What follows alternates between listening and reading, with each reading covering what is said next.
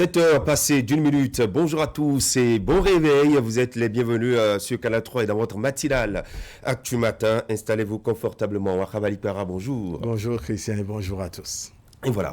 Eh bien, au sommaire ce matin, les travailleurs de l'administration publique devront bientôt revoir leur habitude de travail. Il est en tout cas envisagé un réaménagement des horaires de travail, des changements à venir certainement, mais avant des discussions sur le principe. Le gouvernement qui a pensé la réforme est en concertation avec ses partenaires sociaux, responsables syndicaux et puis représentants des travailleurs. Nous, en plateau ce matin, eh bien, nous analyserons la faisabilité et ce qui pourrait constituer les contours et l'impact ou les impacts de la mesure si elle arrivait à passer. C'est désormais une évidence et la décision est prise en Conseil des ministres hier mercredi. Les examens nationaux de licence et de master sont rendus pérennes. On passe d'une période transitoire à l'institution de ces examens du fait que le processus pour l'obtention de l'homologation des filières n'a pas été concluant. Les établissements concernés n'ont pas réussi à boucler le processus avant la fin de l'année universitaire 2018-2019. Quelles seront donc les conséquences ? On en parle avec les débatteurs. En politique, nous irons voir le challenge au sein du parti Les Démocrates. Le journal Fraternité nous offre ce matin 3 visages au profil qui peuvent nourrir des ambitions pour la présidentielle de 2021. Éric Houndété, Nourenou Achadé et Nouroudine Sakasalé, des figures qui peuvent rivaliser avec le candidat de la mouvance. C'est une question et on s'intéresse à l'issue de la candidature dans ce parti si les ambitions sont affichées.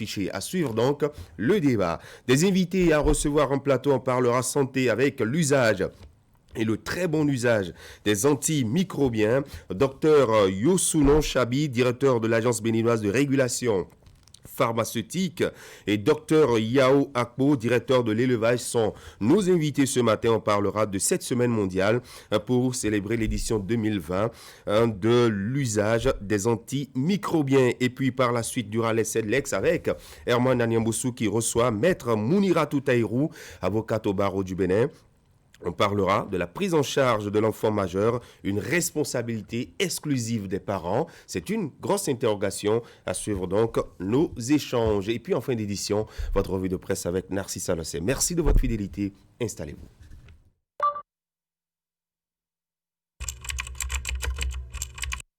Votre chaîne Canal 3 Bénin à portée de main.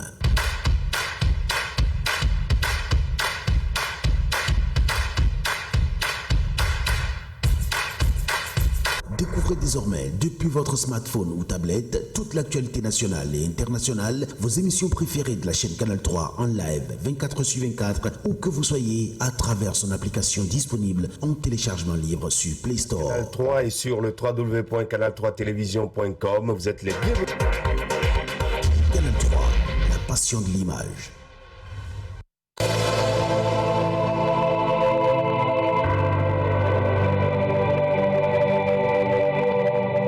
Allez, les gros titres de la presse nationale, c'est ici et maintenant avec vous, Wakhabali Para. Bonjour Christian, bonjour à tous. Le chef de l'État a marqué une pause dans sa tournée nationale dans plusieurs communes donc, du Bénin, à l'effet donc de se consacrer au Conseil des ministres d'hier, Conseil des ministres qui a accouché de plusieurs décisions. Les parutions ce matin en parle, à commencer par Fraternité qui cette fois-ci s'intéresse en premier à la présidentielle de 2021. Les démocrates, ces profils qui peuvent nourrir des ambitions. Reste pour eux à convaincre maires et députés. Le journal donne à voir les photos de Éric Houndété, Noureni Achadé et Nouroudine Sakasalé. Conseil des ministres, le gouvernement instaure définitivement les examens nationaux de licence et de master. Cannes 2022 au Cameroun, tous les résultats et classements avant les 5e et 6e journées. Information à retrouver à la page 9 du quotidien Fraternité. À la une maintenant de la Nation, administration l'administration publique, un réaménagement des horaires de travail envisagé. Un projet de réaménagement des horaires de travail dans l'administration publique est initié par le gouvernement qui a entrepris de sensibiliser les parties prenantes à ce effet. Les responsables des services déconcentrés de l'État du Mono et du Koufo ont été entretenus mercredi 18 novembre sur les nouveaux horaires envisagés pour l'intérêt de tout le pays. Projet de budget de l'État 2021, priorité à la relance de la croissance économique. Défi info à présent. Bénin lutte contre la pandémie du coronavirus. Une délégation sud-coréenne en appui à la commune d'Abomey-Calavi. Lutte contre les structures illégales de microfinance au Bénin. L'Agence nationale de surveillance des systèmes des finances décentralisées fait le point des actions menées. Quotidien L'Informateur. Réforme dans le secteur des universités privées. Le gouvernement rend les examens nationaux de licence et master pérennes. Même les filières non encore homologuées sont prises en compte. Et puis, Agence de développement de l'entrepreneuriat des jeunes, les membres du conseil d'administration nommés.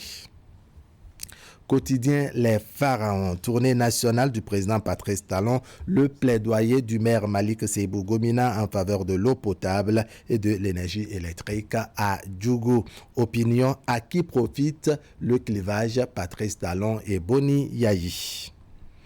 L'autre quotidien, fin de la première partie de la tournée nationale du chef de l'État, Patrice Talon se réconcilie avec son peuple. Et puis sport, désormais les écureuils n'ont plus droit à l'erreur.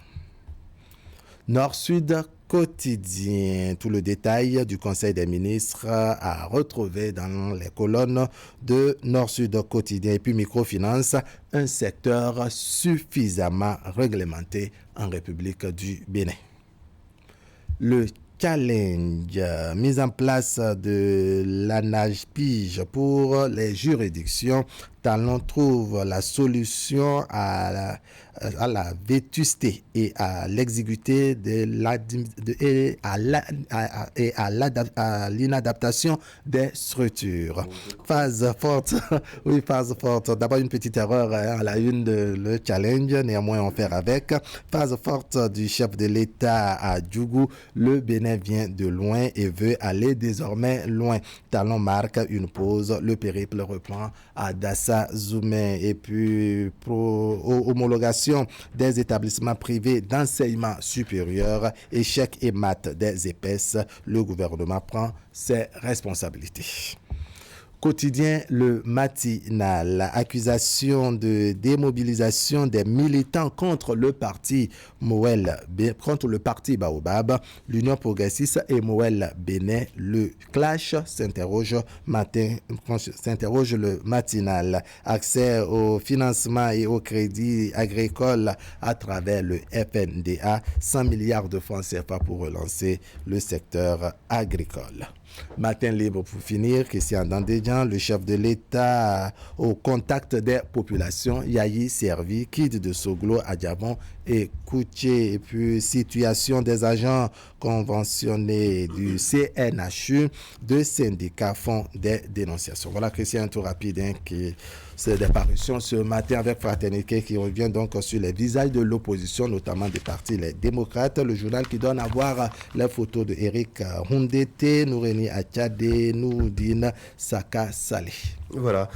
L'analyse du quotidien Fraternité à lire exclusivement en page 3, parution du jour, et c'est sous la plume de Angelo Odosumo. En tout cas, on reviendra sur cette bataille pour la présidentielle de 2021 en allant voir de plus près ce qui pourrait se passer au sein du parti politique Les Démocrates. Ces profils qui peuvent nourrir des ambitions. Et chez nous ici, la question alors pour la candidature à la présidentielle d'avril 2021, quelle issue pour le parti politique Les Démocrates? Nous retrouverons donc l'ensemble des débatteurs tout à l'heure, juste après le mini-journal.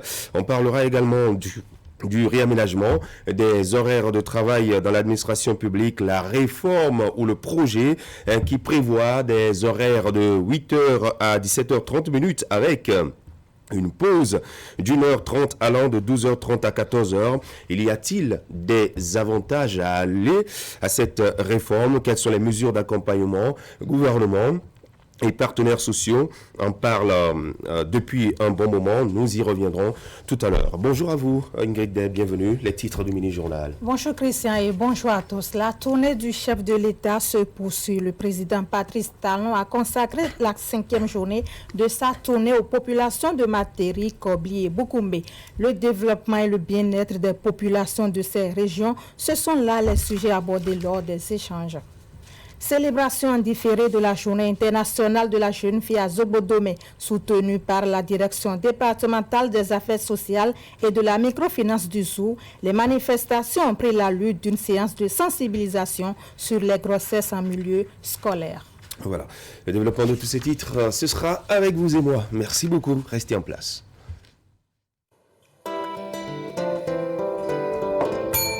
Mon bidon de compteur, s'il vous plaît. Je sors si tu as mis. Je me déplace toujours avec mon bidon. Ah, il a son petit frère. Oui, papa. Ce n'est plus la peine de trimballer le 10 litres dans vos déplacements. Ils ont inventé ceci pour nos clients. Jésus est demain le vrai docteur. Et c'est toujours moins cher. Alors, le 10 litres pour la famille et son petit frère pour les déplacements. Et ça coûte combien? Le bidon est à 400 francs. Dans les buvettes, bars et maquis. Le pack de 6 est à 1500 francs seulement. C'est surtout disponible partout et sur toute l'étendue du territoire national. Chez tous les revendeurs, réclamez votre eau de comtesse à 400 francs et le pack de 6 à 1500 francs. Et parlez-vous. Eau comtesse, eau du Bénin. Comtesse, le plaisir de tous les jours.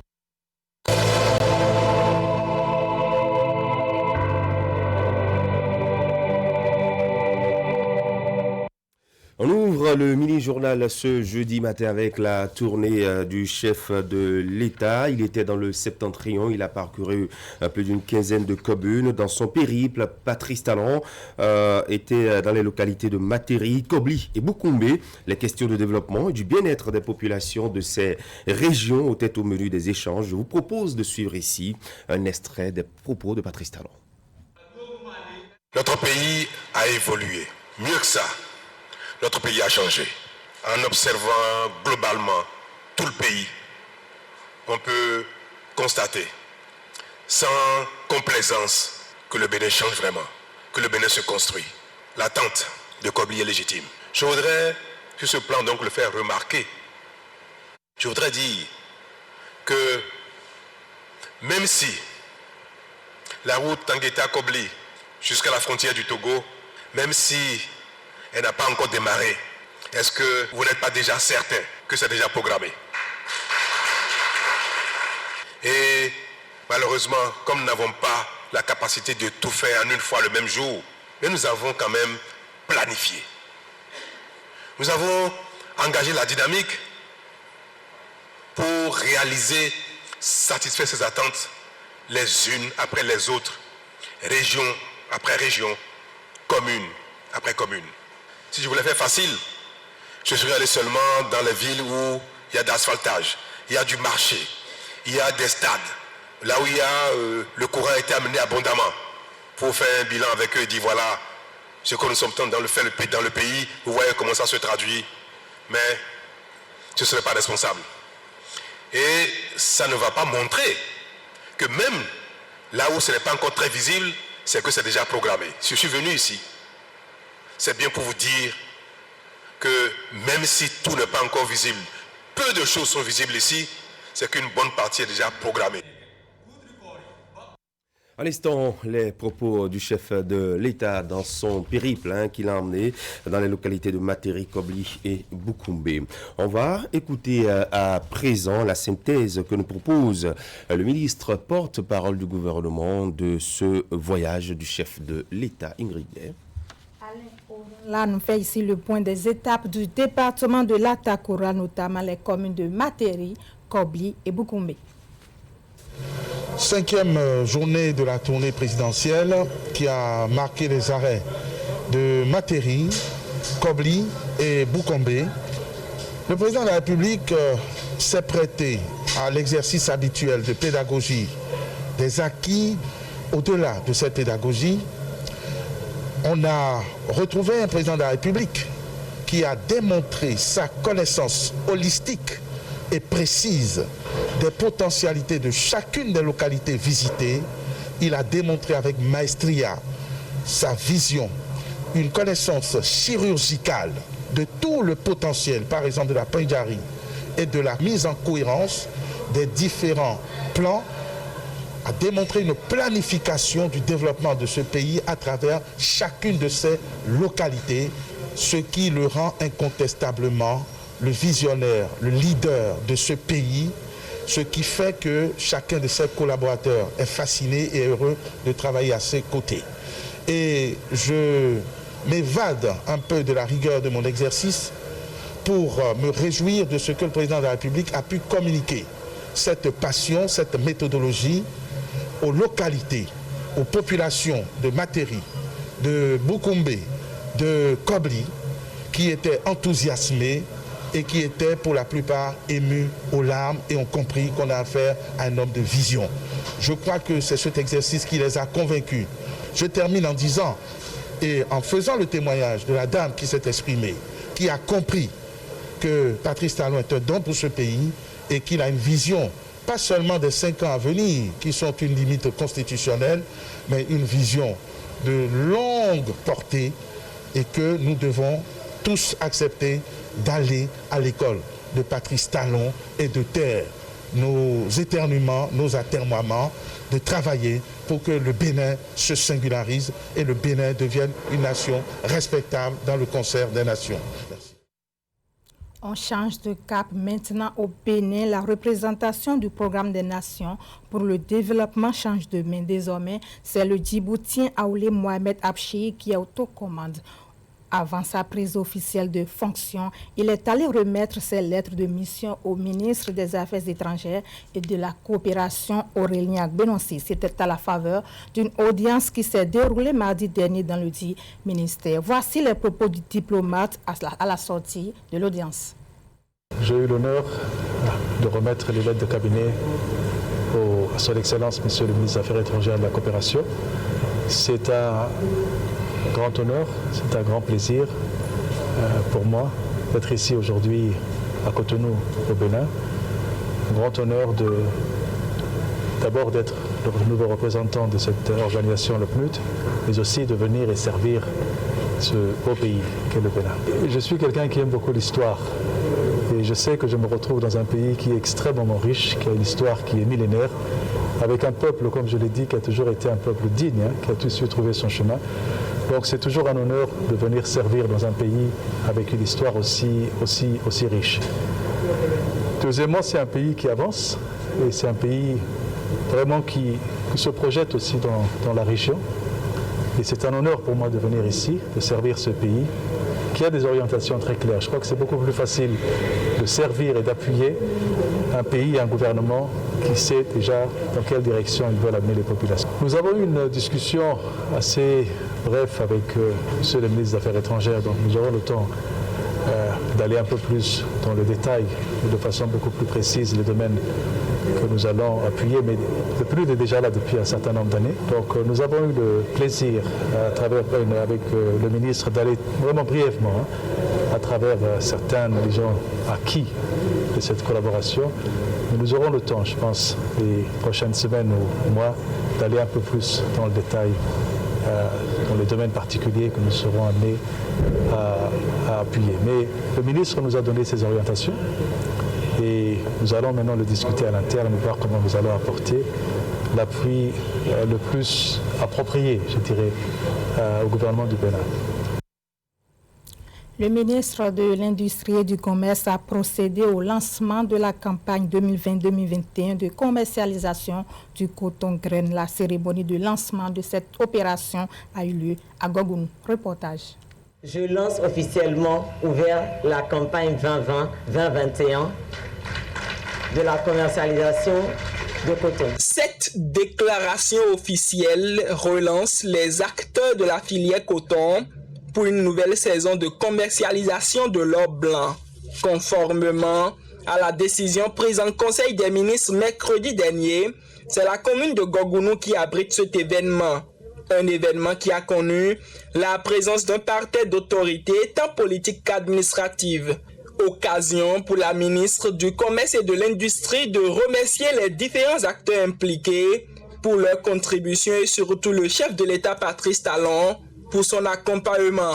En cette année de pandémie de coronavirus, le gouvernement de son Excellence le Président Patrice Talon a encore démontré l'importance et l'attention qu'il accorde à cette filière. J'en veux pour preuve les nombreuses mesures d'accompagnement prises au profit des producteurs agricoles en général et cotonculteurs en particulier. Mes remerciements vont également à l'endroit des producteurs qui ont démontré par leur travail qu'au bout de l'effort se trouve le succès.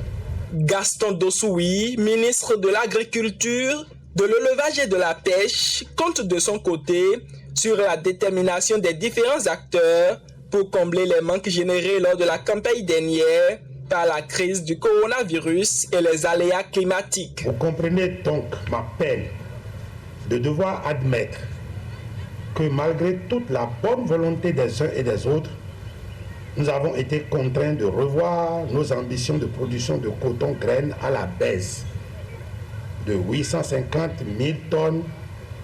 Nous nous attendons à quelques 675 000 tonnes. Cette situation ne doit cependant pas émousser la détermination et l'optimisme des familles de l'interprofession et les vôtres.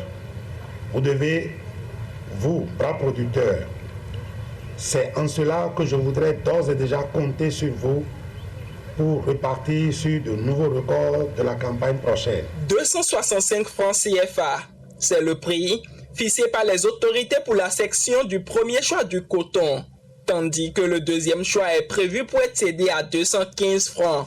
Éviter les mouilles de coton et les incendies, voilà la recommandation de l'interprofession du coton à l'endroit des responsables d'usines d'égrenage. À l'instar des deux dernières campagnes cotonnières, où la production attendue est supérieure à la capacité d'égrenage installée, les sociétés d'égrenage de coton doivent mettre en jeu leur génie d'organisation pour les activités d'égrenage de coton-graines en même temps que le stockage du coton susceptible d'être exporté d'être exposé à divers risques comme les mouilles et les incendies. La prévision pour le compte de cette campagne de commercialisation est estimée à 675 000 tonnes et la cérémonie de ce vendredi a pris fin par cette visite du marché effectuée par les autorités.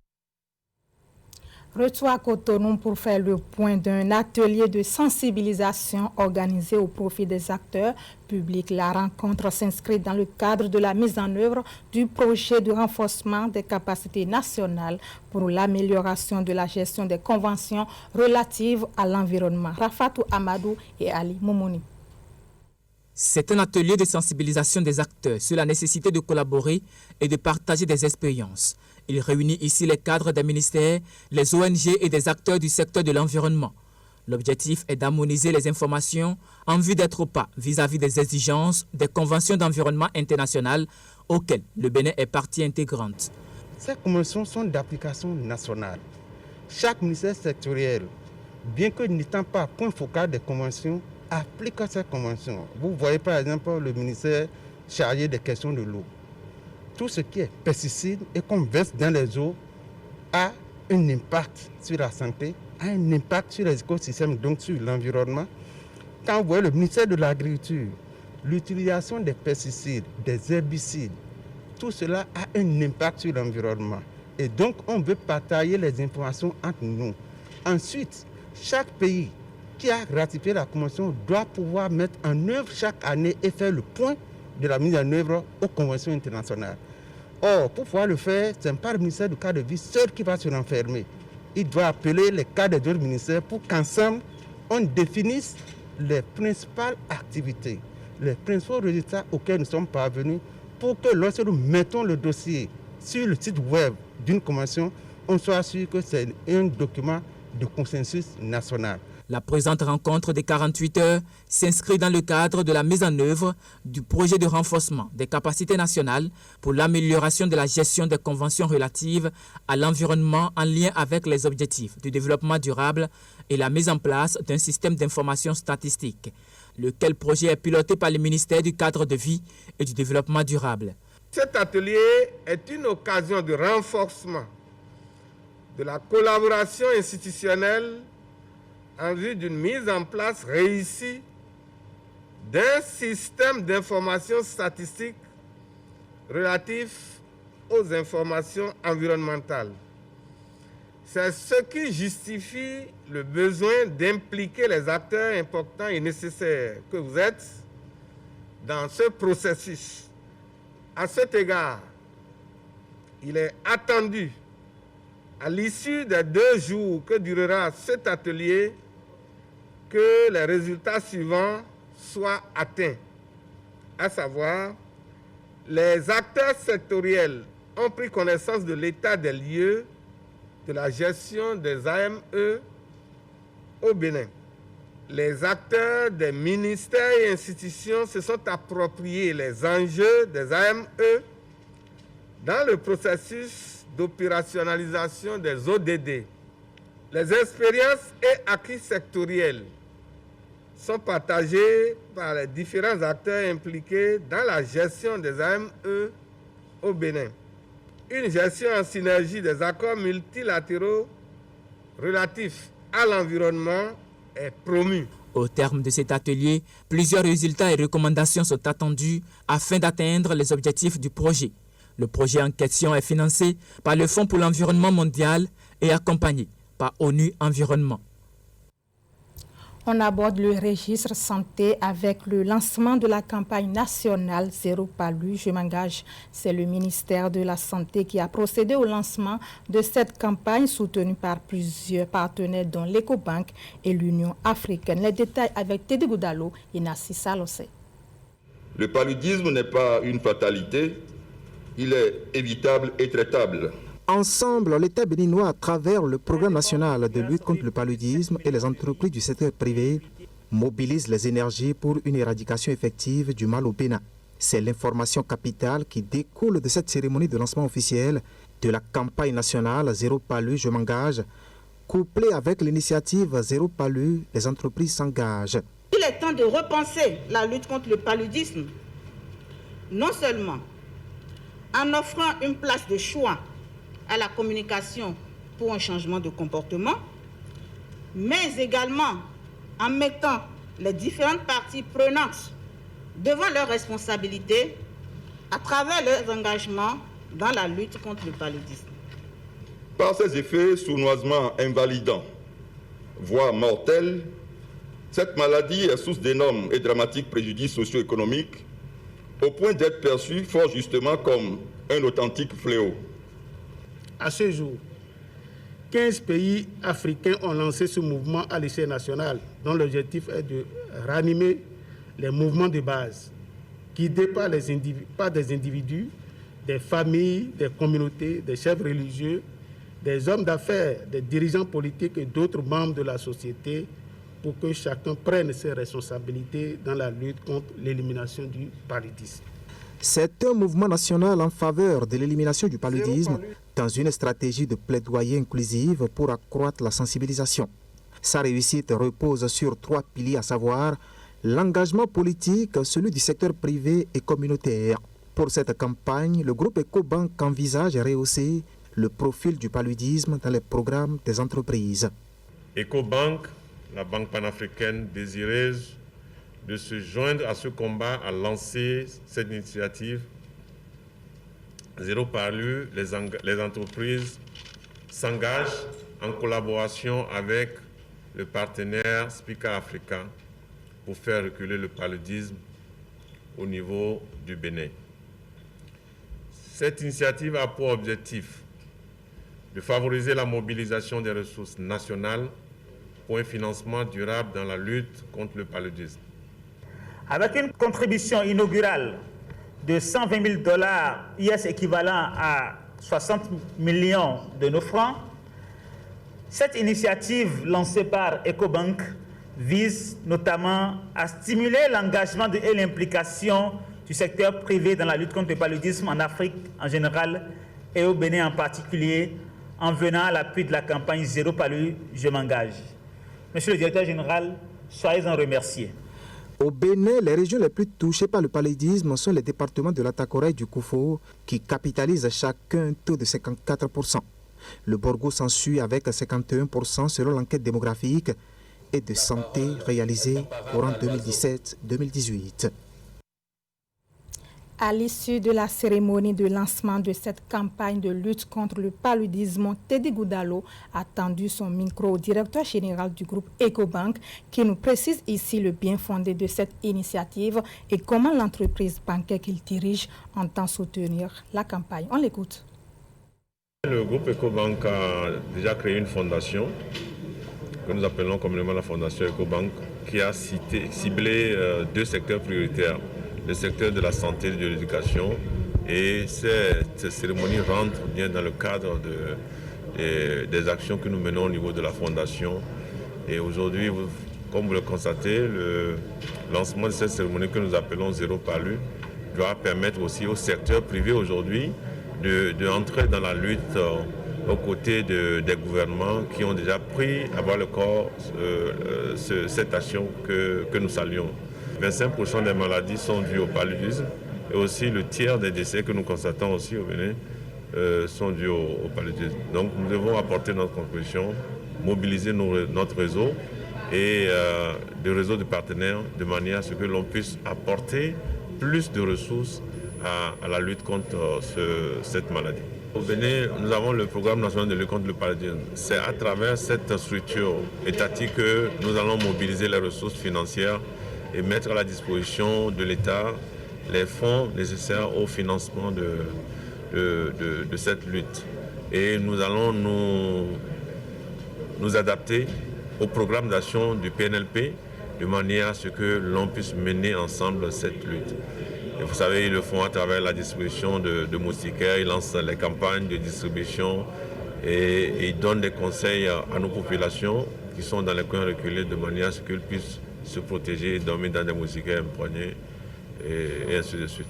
Vous savez, nous avons des employés, nous avons des partenaires, nous avons des clients aussi qui sont aussi touchés par cette maladie. Et une fois que nous réussirons à développer ces actions, je pense que nous allons apporter notre modèle de contribution pour que cette maladie, qui tue comme aussi la Covid aussi, puisse disparaître de notre espace. On parle toujours de la campagne Zéro Palu, je m'engage avec la coordonnatrice du programme national de lutte contre le paludisme. Aurore Ogouyemi Hunto revient ici sur la pertinence de l'engagement social des entreprises privées. Pourquoi cette campagne? Vous savez que depuis longtemps, le Bénin est toujours dans la lutte contre le paludisme. Beaucoup d'efforts sont faits, comme dans le monde entier d'ailleurs. Mais nous continuons quand même d'enregistrer des chiffres qui sont de plus en plus élevés. Alors, il s'est agi d'un mouvement d'ensemble, d'un mouvement national. Donc, la campagne Zéro Palu, je m'engage, c'est un mouvement national qui permet de mobiliser toutes les forces nationales dans la lutte contre le paludisme afin d'aller à l'élimination de cette maladie. Ce mouvement repose sur 3 piliers, à savoir l'engagement politique. Il faut une volonté politique plus forte dans la lutte contre le paludisme avec une mobilisation des ressources suffisantes. Il faut l'engagement du secteur privé, partenariat public-privé, pour que le privé puisse œuvrer aux côtés du ministère de la Santé et de l'État dans la lutte contre le paludisme. Et enfin, l'engagement de la communauté pour que la communauté aussi prenne en charge sa santé et prenne ses responsabilités dans la lutte contre le paludisme en adhérant à toutes les stratégies mises en place pour lutter contre cette maladie. Et nous espérons que si ça prend, nous pouvons avoir une issue dans la lutte contre le paludisme. Et notre souhait est que tout le monde se lève comme un seul homme pour participer à cette initiative Zéro Paludisme, je m'engage. La journée internationale de la jeune fille, célébrée en différé à Zobodome. Les manifestations ont pris l'allure d'une séance de sensibilisation sur les grossesses en milieu scolaire. Les précisions avec Imetele Namoso.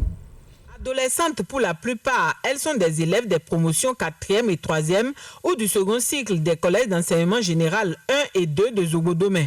Réunies pour une séance de sensibilisation, ces filles ont été entretenues sur les grossesses en milieu scolaire et leurs conséquences. L'activité entre dans le cadre de la célébration en différé de la Journée internationale de la jeune fille, édition 2020. L'idée de ces échanges est pertinente selon les organisateurs. Nous avons constaté effectivement qu'à partir de première en terminale, on enregistre plus de filles dans 5 CG sur 11 que contre la commune de Zobodome. Et au cours de nos permanences au centre de promotion sociale, nous enregistrons des filles victimes de mariage forcé, victimes d'exploitation économique, victimes de travail, des pires formes de travail des enfants. Nous avons d'abord fait la différence entre ce qui fait la différence entre la jeune fille, le jeune garçon du point de vue morphologique. Ensuite, pourquoi la jeune fille doit attendre un certain temps avant de commencer une activité sexuelle. Les risques que la jeune fille court quand elle commence par s'adonner à une activité sexuelle précoce. Initiée par le Centre de promotion sociale de Zobodome, cette sensibilisation a reçu l'appui de la Direction départementale des affaires sociales et de la microfinance du ZOU, avec pour thème la sensibilisation des élèves filles comme moyen de lutte contre les grossesses en milieu scolaire. La séance a été meublée de diverses communications, lesquelles ont permis d'aborder, outre le sujet des grossesses en milieu scolaire, les questions des infections sexuellement transmissibles, de la responsabilité et la nécessité pour ces filles de prendre la bonne décision en ce qui concerne leur avenir. Je suis retenu que, quel que soit ce qui va se passer, nous ne devons pas faire pour tomber enceinte sur les bancs. Nous ne devons pas hypothéquer notre avenir. Et nous devons aussi se fier aux conseils que nos parents nous donnent, les conseils qu'on suit à la maison, à l'école. Et nous ne devons pas nous fier aux camaraderies et les conseils de rue. La meilleure méthode pour nous, les élèves, c'est l'abstinence totale. J'ai décidé de mettre en pratique ce qui a été dit. Mon message à l'endroit des filles de la commune de Zobodome est qu'elles soient conscientes, qu'elles se disent que l'avenir est dans leurs mains. Elles doivent pouvoir s'abstenir, éviter au maximum le sexe pendant leur cursus scolaire. Qu'elle doit pouvoir sortir la tête haute et pour pouvoir construire et développer demain la commune de Zobodome. De pareilles sensibilisations se multiplieront à travers les communes et d'autres localités. Les résultats escomptés, selon les initiateurs, se résument entre autres à conscientiser les filles, les amener à se préserver et surtout privilégier la concrétisation de leurs rêves avant de devenir sexuellement actives. Ainsi s'achève cette session d'information que je vous remercie d'avoir suivi. On se retrouve donc demain pour un autre numéro. Voilà, nous vous disons également merci de nous avoir servi l'info ce matin sur Canal 3 et Actu Matin. Très bonne journée à vous. Ingrid Der, rendez-vous demain à partir de 7h10.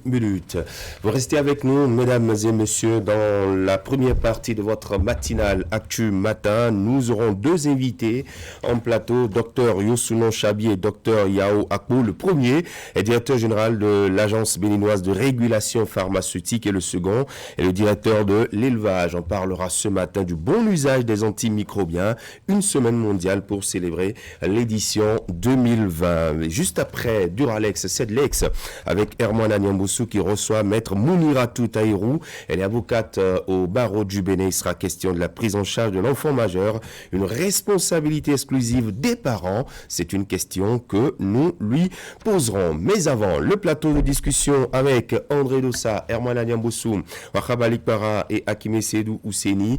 Il sera question de 3 sujets.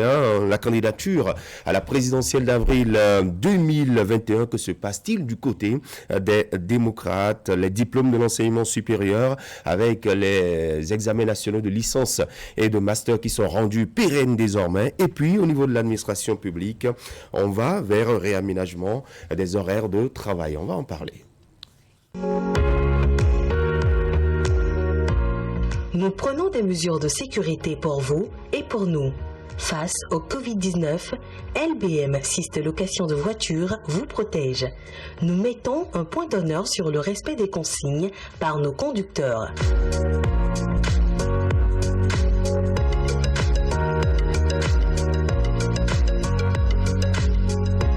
Nos véhicules sont systématiquement désinfectés avant et après chaque mission.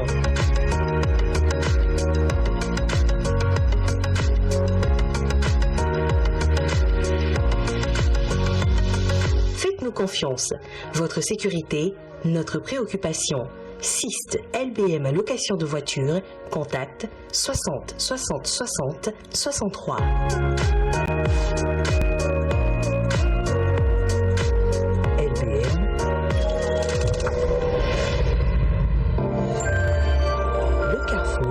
Grande marque.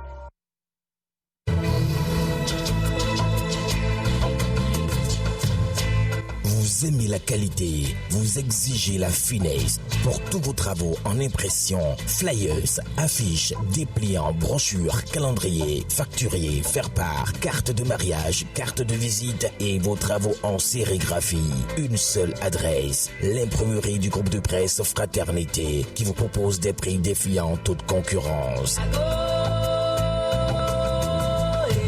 Imprimerie Fraternité, c'est une équipe dynamique avec du matériel de dernière génération capable de vous produire en quantité, qualité et avec célérité. Imprimerie Fraternité, nous sommes situés à Ménotin dans l'avant de la station Sonacop. Contact 97 60 79 34 95 34 10 47. À l'imprimerie du groupe de presse Fraternité, la qualité est garantie.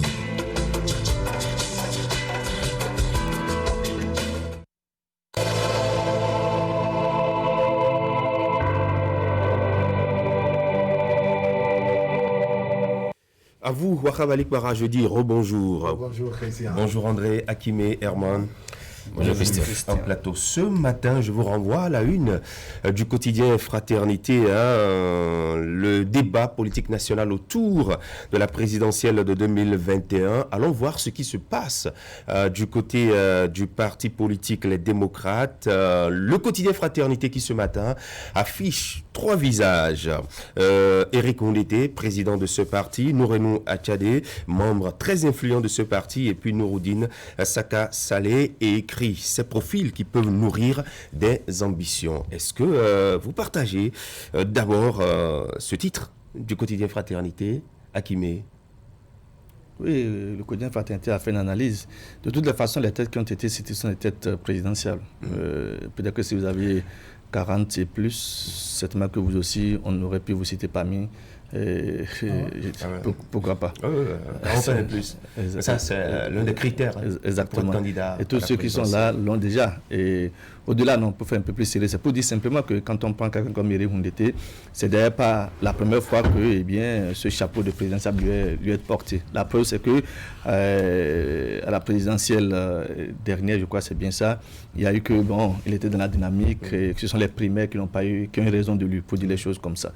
Et donc, je crois que oui, citant le président du Parti Les Démocrates comme, je dirais, les têtes qui peuvent prétendre à la candidature au niveau donc, de ce parti, c'est bien normal.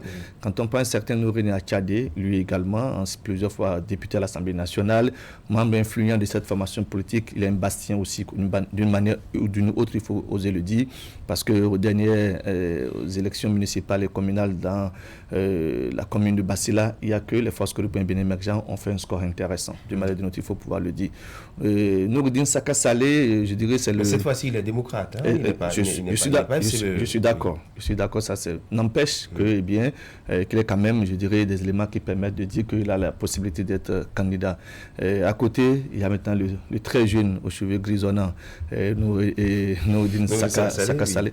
Non, je crois que pour quelqu'un qui est acquis à la cause, je dirais, de l'expression de la cause juvénile, c'est tout bénéfique d'entendre qu'un certain Nouroudine Saka Saleh fait partie de ceux qu'on cite comme potentiel candidat à la présidentielle prochaine. Parce que réellement, en termes de prise de position, position, en termes de propositions, parce que ce qui est intéressant avec Noureddine Saka Saleh, il ne prend pas seulement position, mais c'est qu'il fait des propositions, bien entendu. Donc, de par sa position, de par son profil, de par sa jeunesse et conseil, je pense que lui également, le quotidien Fraternité a vu juste en le citant comme, je dirais, potentiel des visages ou un visage qui peut prétendre à la candidature au niveau de cette formation. Je crois que ce ne sont pas des têtes qui ont été tirées comme ça à la volée, c'est des têtes qui ont la possibilité de se voir.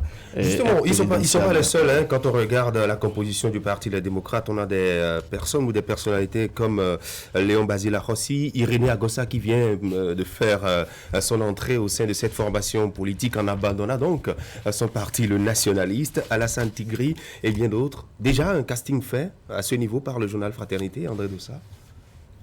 Je crois que, sauf à faire preuve d'un très grand opportunisme, je ne vois pas comment Irénée Agossa pourrait prétendre porter le flambeau du Parti des démocrates à une élection présidentielle, en tout cas pas celle qui vient, en tout cas, mon point de vue.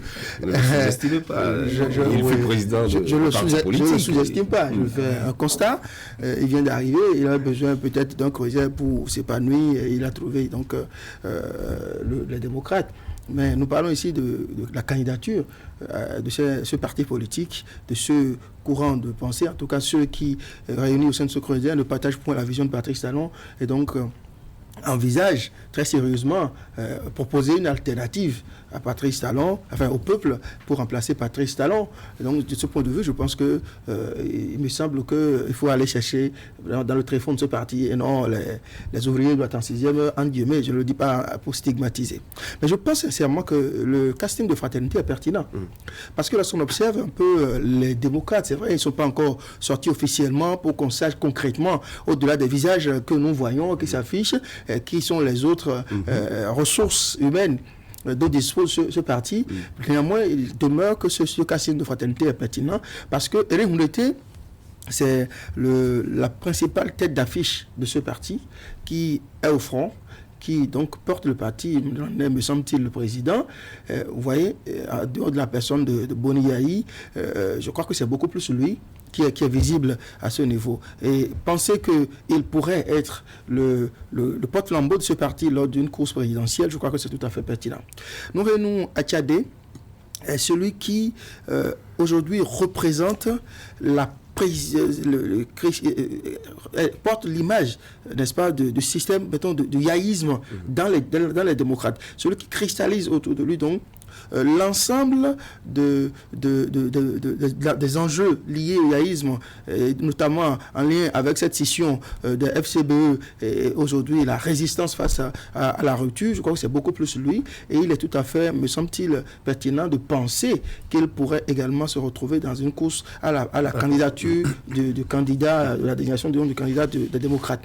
Notre cher ami Noureddine Saka Saleh, je le vois dans ce schéma-là plutôt dans une posture d'outsider. Vous voyez, c'est vrai, il est jeune, et il ne manque pas de mérite. Il a quand même, on le voit dans ses prises de position. Et depuis que Boni Yahi l'a traîné avec lui dans ses balades, excusez, c'est pas toujours pour stigmatiser, dans ses sorties dans le septentrion, on a vu que notre ami, il se présidentialise de plus en plus. Me semble-t-il que depuis lors, sans doute qu'en se rasant les matins, sa barbe grisonnante, il doit sans doute penser à 2021 et c'est tout à fait légitime. Qu'il puisse le faire. Donc je pense que sincèrement ce casting de Fraternité, ce trio représente assez le courant de pensée réuni au sein des démocrates si vraiment ils envisagent aller à cette élection présidentielle.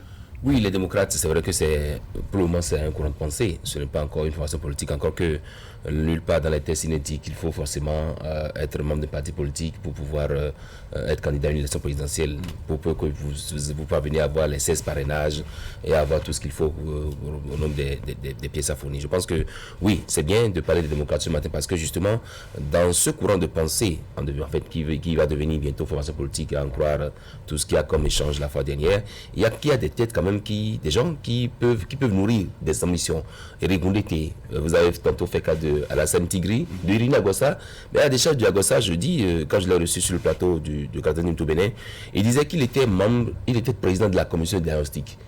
La commission qui a même concouru à la création des démocrates. Et que son adhésion n'est que le fruit d'un processus, parce qu'il a dit, il va d'abord suivre ce qui va se passer à l'intérieur. Donc c'est comme quelqu'un qui a pris part à l'installation préparatoire d'une... C'est ce qu'il a expliqué du la Constitution, mais qui a mis du temps pour pouvoir officialiser désormais son appartenance. Donc c'est juste pour dire ça n'exclut pas le fait qu'il nourrisse également des ambitions. Et donc je dis, ils sont nombreux dedans, nous, des ambitions. Il y en a qui ont déjà l'avantage du terrain. Vous avez parlé d'opportunisme. Vous avez parlé de Houndété, par exemple, Nouré Bachari, qui ont déjà l'avantage du terrain, des gens qui ont déjà été élus plusieurs fois députés et qui savent comment parler aux populations. Maintenant, c'est d'abord la question du parrainage qui va être réglée et ensuite, je pense que les populations aviseront. Oui. Non, que vise un parti politique quand il naît, c'est de conquérir le pouvoir et de l'exercer. C'est l'objectif. C'est vrai que les démocrates jusque-là sont dans la course pour obtenir le récépissé, mais il se trouve que pour être candidat à la présidentielle, le critère, ce n'est pas forcément d'avoir le récépissé. Et les têtes d'affiche, si je peux le dire ainsi, en tout cas les images que nous présentons justement, lorsque vous êtes porté par un parti politique ou par votre parti politique, ça vous donne peut-être un autre avantage, une autre ampleur. Oui, ça vous donne une certaine ampleur et autres. Ça, c'est incontestable. Mais je pense qu'il y a une certaine unanimité, n'est-ce pas, autour de la personne de Eric Houndété, parce que jusque-là, on ne sent pas de contestation vive. C'est vrai, plus vous vous approchez de la présidentielle. Non, c'est pourquoi je dis de contestation vive, parce que si c'est juste de petites rumeurs ou des remous au sein du parti, c'est différent. Vous allez sentir qu'il n'y a pas la même pression ou la même chaleur en termes de contestation ou de commentaires quand il s'agit du parti Foscori pour un Bénin émergent. Donc c'est sur ce détail que je mettais un instant. Donc on peut dire qu'il y a une certaine unanimité autour de la personne de Eric Houndété, présenté donc comme le président de ce parti et autres. Maintenant, on peut voir Anoureni Achadé, n'est-ce pas, celui-là qui symbolise le parti Foscori et pour un Bénin émergent, député à l'Assemblée nationale par le passé plusieurs fois, il faut le reconnaître. On peut mettre l'accent, bien que je me garde souvent de faire des commentaires qui tendent à croire on veut chanter les louanges ou bien faire l'éloge du régionalisme. On peut voir la zone de provenance de, Nouré Achadé, n'est-ce pas, qui d'une manière ou d'une autre est un voisin de Boni Yayi. Vous voyez, donc ce sont des détails non négligeables lorsque vous allez à des élections. Maintenant, on peut reconnaître à travers Nouroudine Saka Saleh, n'est-ce pas, une certaine jeunesse qui fait de lui quelqu'un qui, bon, quand il faut solliciter, en tout cas... Sa science, vous voulez parler de sa science? Non, pas forcément sa science. Vous voyez, on veut de la jeunesse un peu partout désormais. Donc dans le lot, on peut trouver ce mérite-là à Nouroudine Saka Saleh. C'est vrai, on l'a senti beaucoup plus, actif ces derniers temps, juste après les sorties du chef de l'État, de l'ancien président Boni Yayi, dans lequel on l'a vu et il apparaît un peu comme quelqu'un qui est parrainé par Boni Yayi. Donc d'une manière ou d'une autre, n'est-ce pas, on peut s'attendre à ce que les démocrates présentent un candidat, n'est-ce pas, qui fasse l'unanimité. Bien qu'on sache que pour toutes les élections communales, municipales, législatives et autres, n'est-ce pas, les positionnements ont souvent posé problème. Est-ce que cette fois-ci, l'image Justement, nous allons à une compétition électorale, à une présidentielle. Il faut rappeler que ça doit être la 7e élection présidentielle de l'ère du renouveau démocratique. Nous allons à une présidentielle où toutes les cartes ne sont pas encore jouées. Les ambitions, peut-être au-delà de tout ce que nous voyons sur le terrain politique, notamment, un certain Patrice Talon qui sera candidat à sa réélection. On a vu un Joël Aïvo, on a vu un Daniel Eda qui a annoncé sa candidature. Est-ce que vous voyez au sein des démocrates de quoi véritablement rivaliser avec ceux-là que nous avons déjà sur la scène, André Dossa, sur le terrain? Bon, vous savez, l'élection présidentielle se joue-t-elle vraiment sur papier? Je crois que c'est beaucoup plus sur le terrain. Et si nous sommes en politique, la politique ne se fait pas sur papier. C'est beaucoup plus sur le terrain.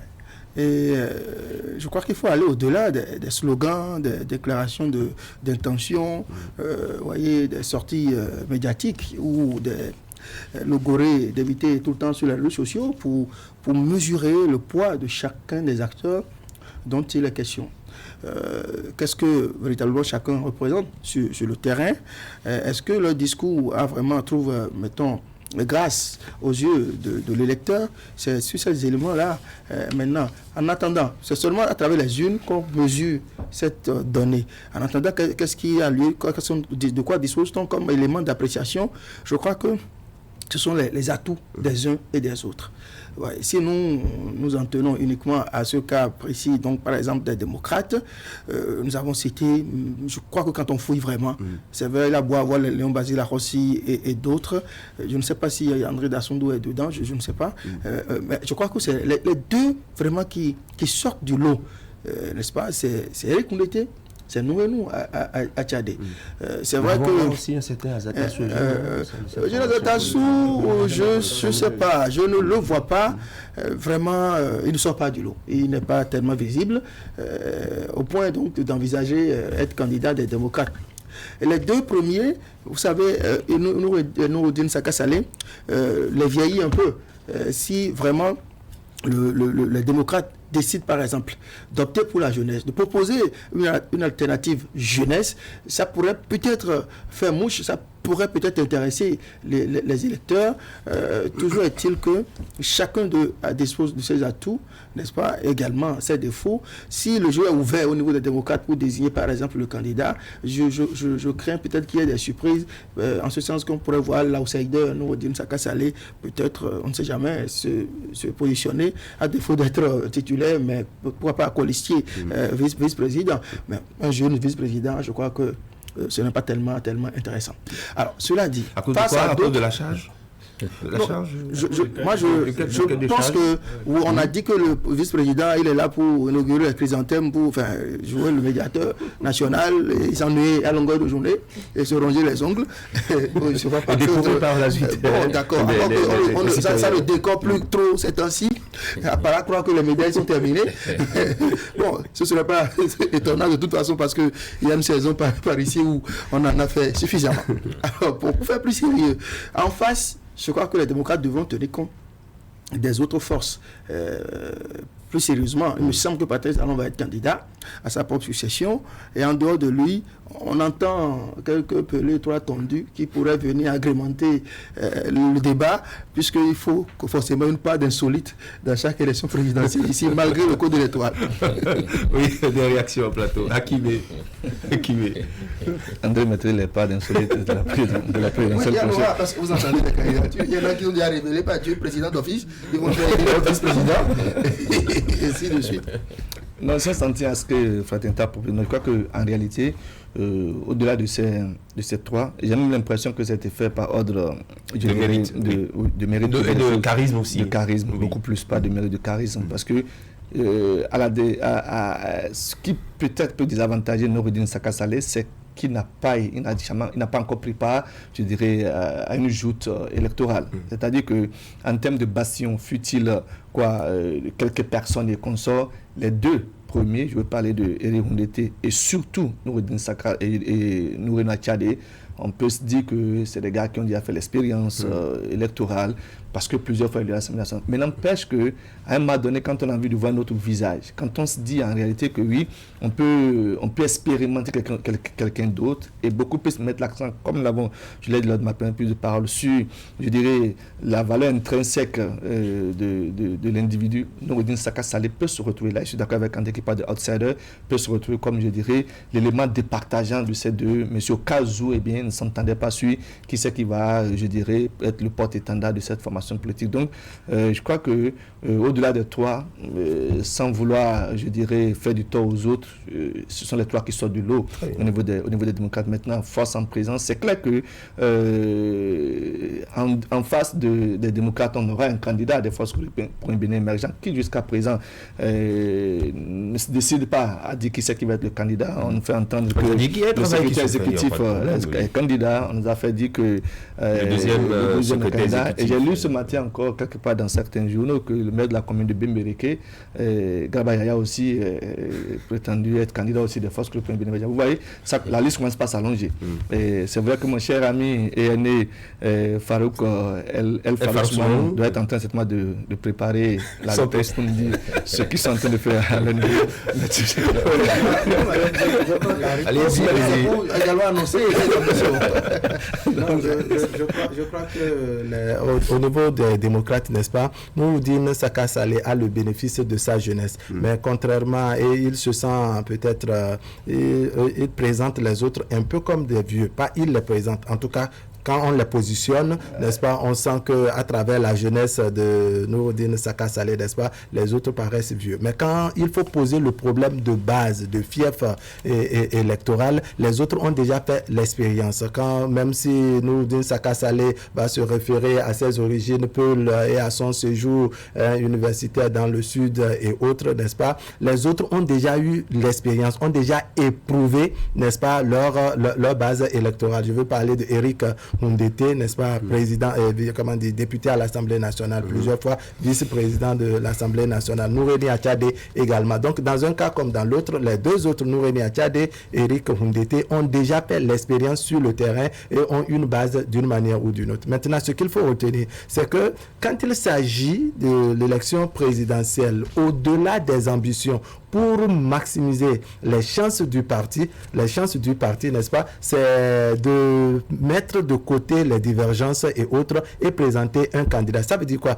Que si Nouréni Achadé et Eric Houndété, par exemple, devaient travailler pour présenter un nouveau visage, par exemple, présenter donc Noureddine Saka Saleh comme jeune, ils doivent travailler dans leur base qu'ils ont, c'est-à-dire ce bénéfice que eux, à leur niveau, ceux dont ils disposent à leur niveau, il faut qu'ils puissent travailler pour faire comprendre à leur électorat, à leur base électorale, n'est-ce pas, que nous avons un nouveau candidat, un nouveau visage et présenter, n'est-ce pas, le profil, les avantages qui entourent la personne de Noureddine Saka Saleh. Même chose, si on inverse les rôles, c'est-à-dire, si c'est Eric Houndété, on va écouter. Je crois que le débat que nous faisons ce matin n'aiguise des appétits et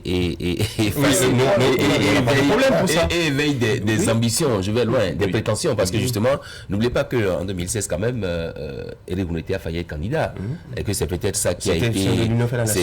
Donc, c'est peut-être ça qui a même fait qu'il n'y a pas eu entente au sein de l'Union fédération. Et n'oubliez pas non plus que quand Patrice Talon est venu au pouvoir, il y a eu d'abord la résistance qui était composée de beaucoup d'autres acteurs politiques, leaders politiques, mais qui a fait long feu. Azanaï Candide a retrouvé restaurer l'espoir, qui était dedans également retrouver la formation politique. De sorte qu'aujourd'hui, la FCBE, Paul Ngoumpa et consorts, ont réussi à avoir le sésame pour être parti politique. Donc, de sorte qu'aujourd'hui, les démocrates sont présentés comme étant l'aile dure de l'opposition. Et on trouve dans cette aile dure-là, Eric Houndété qui est pratiquement la tête de pont. Et donc aujourd'hui, ici, qu'on dise par exemple que oui, il se peut qu'ils aillent vers une élection à l'interne et qu'on puisse ravir cette vedette la Houndété, je crains que ça crée démocrate vice ou ça crée démocrate... Il y a encore des démocrates. Toujours est-il que, comme on l'a dit, tout sur le plateau, il y en a qui ont déjà l'expérience du terrain. Et d'autres qui sans doute vont se pointer. Mais bon... On ne sait pas ce que ça je n'ai pas lu les tests des démocrates, mais je ne pense pas qu'ils aient pu mettre dans leur statut ou règlement intérieur que pour désigner le candidat, il faut tenir compte des frustrations passées ou des traumatismes passés des uns et des autres, des injustices éventuellement vécues par les uns et les autres par le passé. Je crois que c'est la question des atouts, un certain nombre de critères que le parti va instaurer. Je pense aussi que effectivement nous supputons, nous conjecturons sur un plateau de télé et les démocrates, peut-être que le débat est très avancé, en leur sein nous ne savons pas encore. Toujours est-il que si ce parti, il y a de la démocratie dedans, c'est qu'on devrait ouvrir, n'est-ce pas, et permettre aux uns et aux autres d'exprimer leurs ambitions, puis après trancher, les organes du parti vont trancher. Qu'est-ce qui prouve aujourd'hui que peut-être ceux à qui nous pensons comme pouvant être donc candidat de ce parti, en fait, ne serait peut-être pas dans la course et que c'est quelqu'un d'autre à qui nous ne pensons pas, ou à d'autres, au pluriel, à qui nous ne pensons pas. Jusqu'à présent, personne ne sait où se situe Joël Aïvo sur l'échiquier. est-ce qu'il va se faire porter par, je ne sais pas, les démocrates? Est-ce qu'il est, je crois qu'il n'est pas membre des démocrates, mais qui sait, nous sommes encore à quelques mois et une élection présidentielle dans ce pays ne se joue que dans les dernières semaines, généralement. Donc, nous allons peut-être continuer à nous perdre dans nos conjectures, mais après, on va voir la décision que prendra ce parti. Cela dit, je pense qu'effectivement, une élection présidentielle, ça ne se joue pas sur WhatsApp et Facebook. Vous voyez, c'est sur le terrain, la politique. Et aucun président dans notre pays n'a eu à faire l'expérience du suffrage universel avant d'être au pouvoir. Sauf si je me trompe.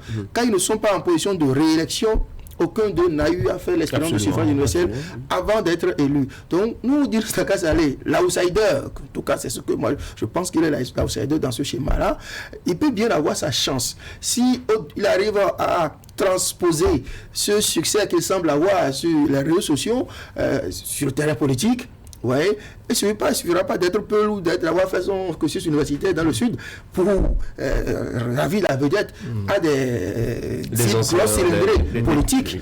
Comme Eric Mouleté et nous à Tchadé, mais cela dit, il est jeune, il a sans doute aussi ses atouts. On verra. Il y a d'autres encore, peut-être à qui on a pas. Alors, quelques secondes, quelques petites secondes, si vous avez quelque chose à ajouter, Akimé, non? Oui, non, en fait, ça doit reconnaître que le jeu ne se fait pas seulement sur les réseaux sociaux, parce qu'aujourd'hui, on a constaté que les réseaux sociaux, il y a une certaine invasion au niveau des réseaux sociaux, de manière à ce que les médias conventionnels, n'est-ce pas, soient d'une manière ou d'une autre écartés. C'est ce qui fait qu'à des moments donnés, sur le plateau, on est là à faire des commentaires s'interrogeant sur un peu l'agenda et le fonctionnement des partis politiques. Dans un cas comme dans l'autre, n'est-ce pas, il y a bien de visages au sein du parti Les Démocrates et on ne sait pas quelle surprise ce parti-là nous réserve. Il se peut qu'on ait, de grands leaders, de grosses cylindrées du parti, maintenant qui travaillent à venir nous présenter un visage pratiquement nouveau. Parce que tel que l'a souligné André Dossa, par le passé, on n'a jamais connu quelqu'un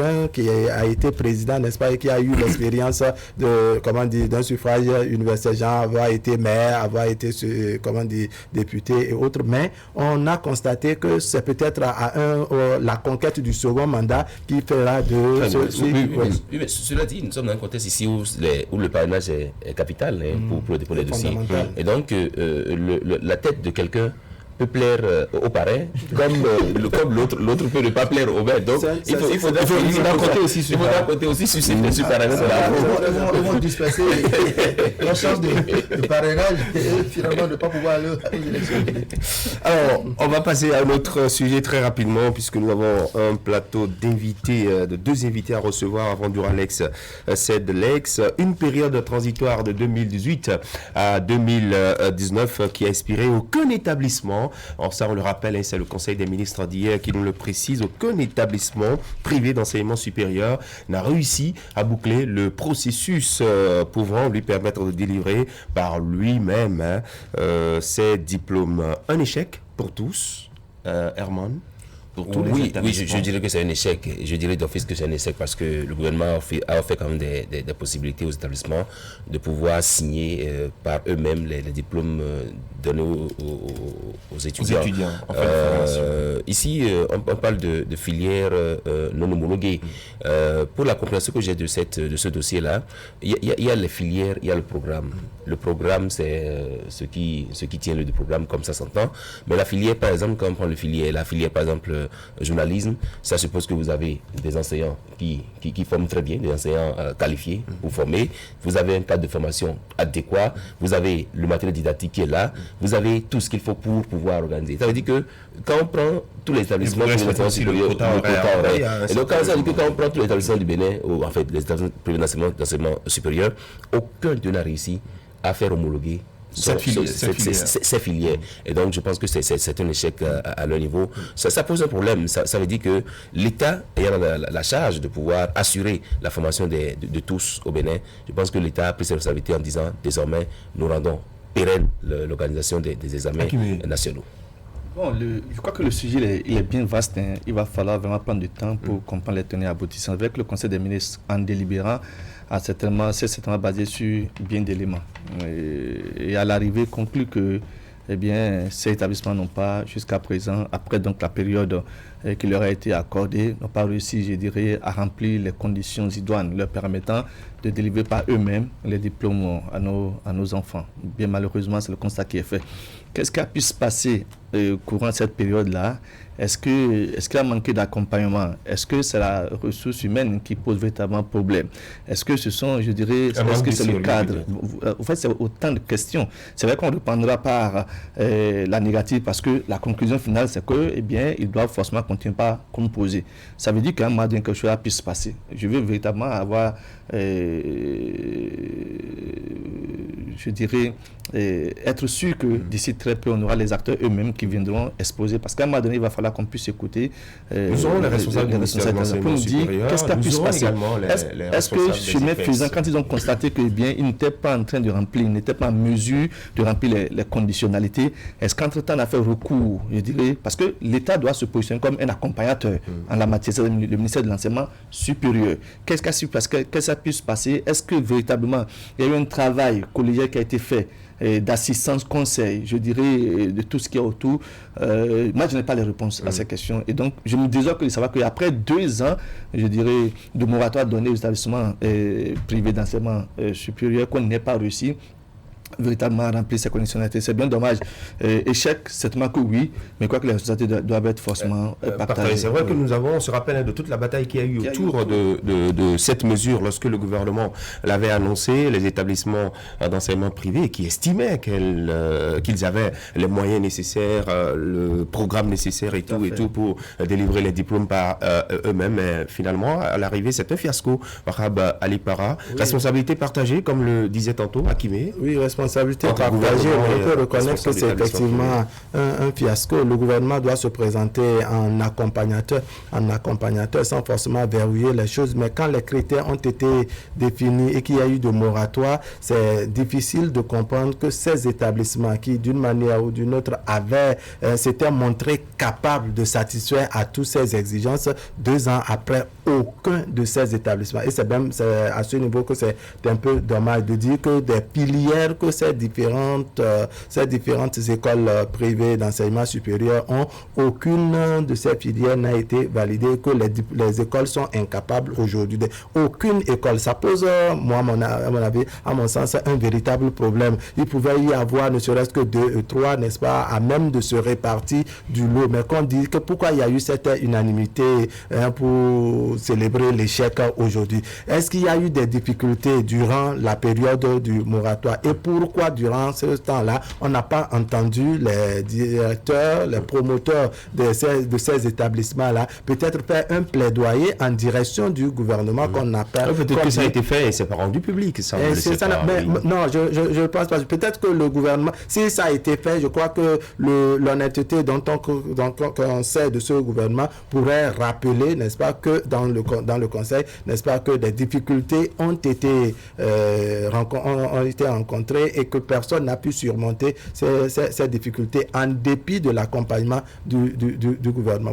Maintenant, quand on sait qu'on a affaire à un régime plus ou moins catégorique sur un certain nombre de détails, je me dis que les établissements privés qui en son temps avaient haussé le ton devraient tout faire pour ne plus rien avoir à se reprocher. Parce qu'on sait les publicités que ces établissements privés font, n'est-ce pas, sur les médias et autres. Donc, pour chaque fois, écoutez, on avait exigé des établissements, d'être conformes, et beaucoup avaient fait l'effort d'être des établissements certifiés, accrédités et autres, n'est-ce pas? Beaucoup avaient fait cet effort. Pendant ce temps, il y avait des établissements qui n'avaient reçu aucune autorisation pour s'installer.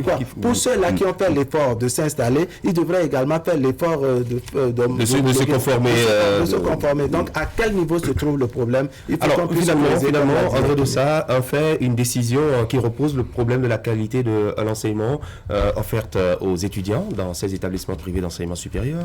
Alors, c'est simple. Il y a dans ce pays des établissements privés d'enseignement supérieur qui n'ont pas l'autorisation d'exister, mais qui exerçaient. Il y en a qui n'ont pas les agréments qui exerçaient. Il y en a qui n'ont pas reçu des homologations pour des filières dans lesquelles ils formaient des étudiants. Le gouvernement a tapé des poings sur la table et a mis fin à cette récréation. Et après quelques remous, a quand même offert une transition de 3 ans pour que les uns et les autres puissent se conformer. À l'arrivée, on constate que ça n'a pas été le cas et qu'aucun établissement n'a réussi véritablement à respecter et remplir les conditions posées par le gouvernement pour mettre les choses dans l'ordre. Il se fait que aussi, le gouvernement a observé que beaucoup d'étudiants sont demandeurs de filières pour lesquelles les établissements ne sont pas homologués et qui pourtant sont formés. Le gouvernement a décidé d'étendre l'organisation des examens nationaux de licence et de master, y compris dans les filières non homologuées, pour sauver les étudiants qui sont massivement allés s'inscrire dans ces filières, qui ont passé des examens dans ces filières-là, et pour leur permettre donc de valider ces années d'études. Maintenant, il faut espérer que ces établissements qui n'ont pas réussi à se conformer puissent le faire. Mais ceux qui n'ont pas pu faire en 3 ans de transition, je ne sais pas comment ils vont pouvoir le faire. Mais une autre possibilité vient d'être offerte par le gouvernement.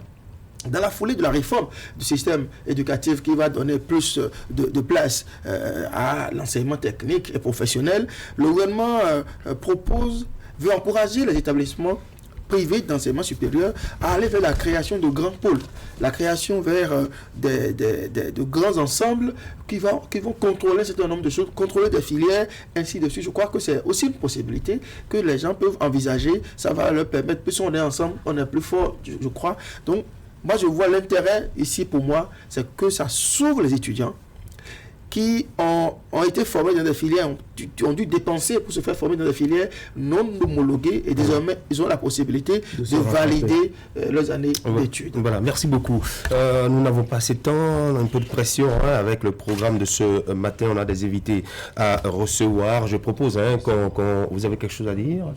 Oui. Alors, je propose qu'on revienne sur le 3e sujet de ce jour, puisque ça reste toujours d'actualité. Le gouvernement qui a entrepris de sensibiliser les partenaires sociaux, les responsables des travailleurs et autres sur son projet de réaménagement horaire de travail dans l'administration publique. Ça, il faut le préciser, c'est juste dans l'administration publique et non le privé comme les autres. Désormais, 8h à 12h30, 14h à 17h30. Et puis la pause désormais qui sera plus de 2h30 entre 12h30 et 15h, mais ça sera d'1h30 entre 12h30 et 14h. On va en parler lundi prochain si vous le voulez bien. Merci à vous, Ravali Para, André Doussa, Kime Sedou Sedi et Herman A. Niambossou. Docteur Yousounon Chabi est directeur général de l'Agence béninoise de régulation pharmaceutique. En plateau, il sera avec Docteur Yao Akpo, qui est le directeur de l'élevage. On parlera donc du bon usage des antimicrobiens, et ceci dans le cadre de cette semaine mondiale pour célébrer l'édition 2020 de la journée. Merci.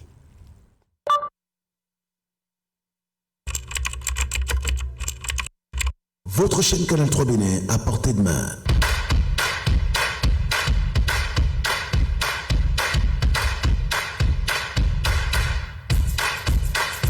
Découvrez désormais, depuis votre smartphone ou tablette, toute l'actualité nationale et internationale, vos émissions préférées de la chaîne Canal 3 en live 24/24, où que vous soyez, à travers son application disponible en téléchargement libre sur Play Store. Canal 3 est sur le www.canal3television.com. Vous êtes les bienvenus. Canal 3, la passion de l'image.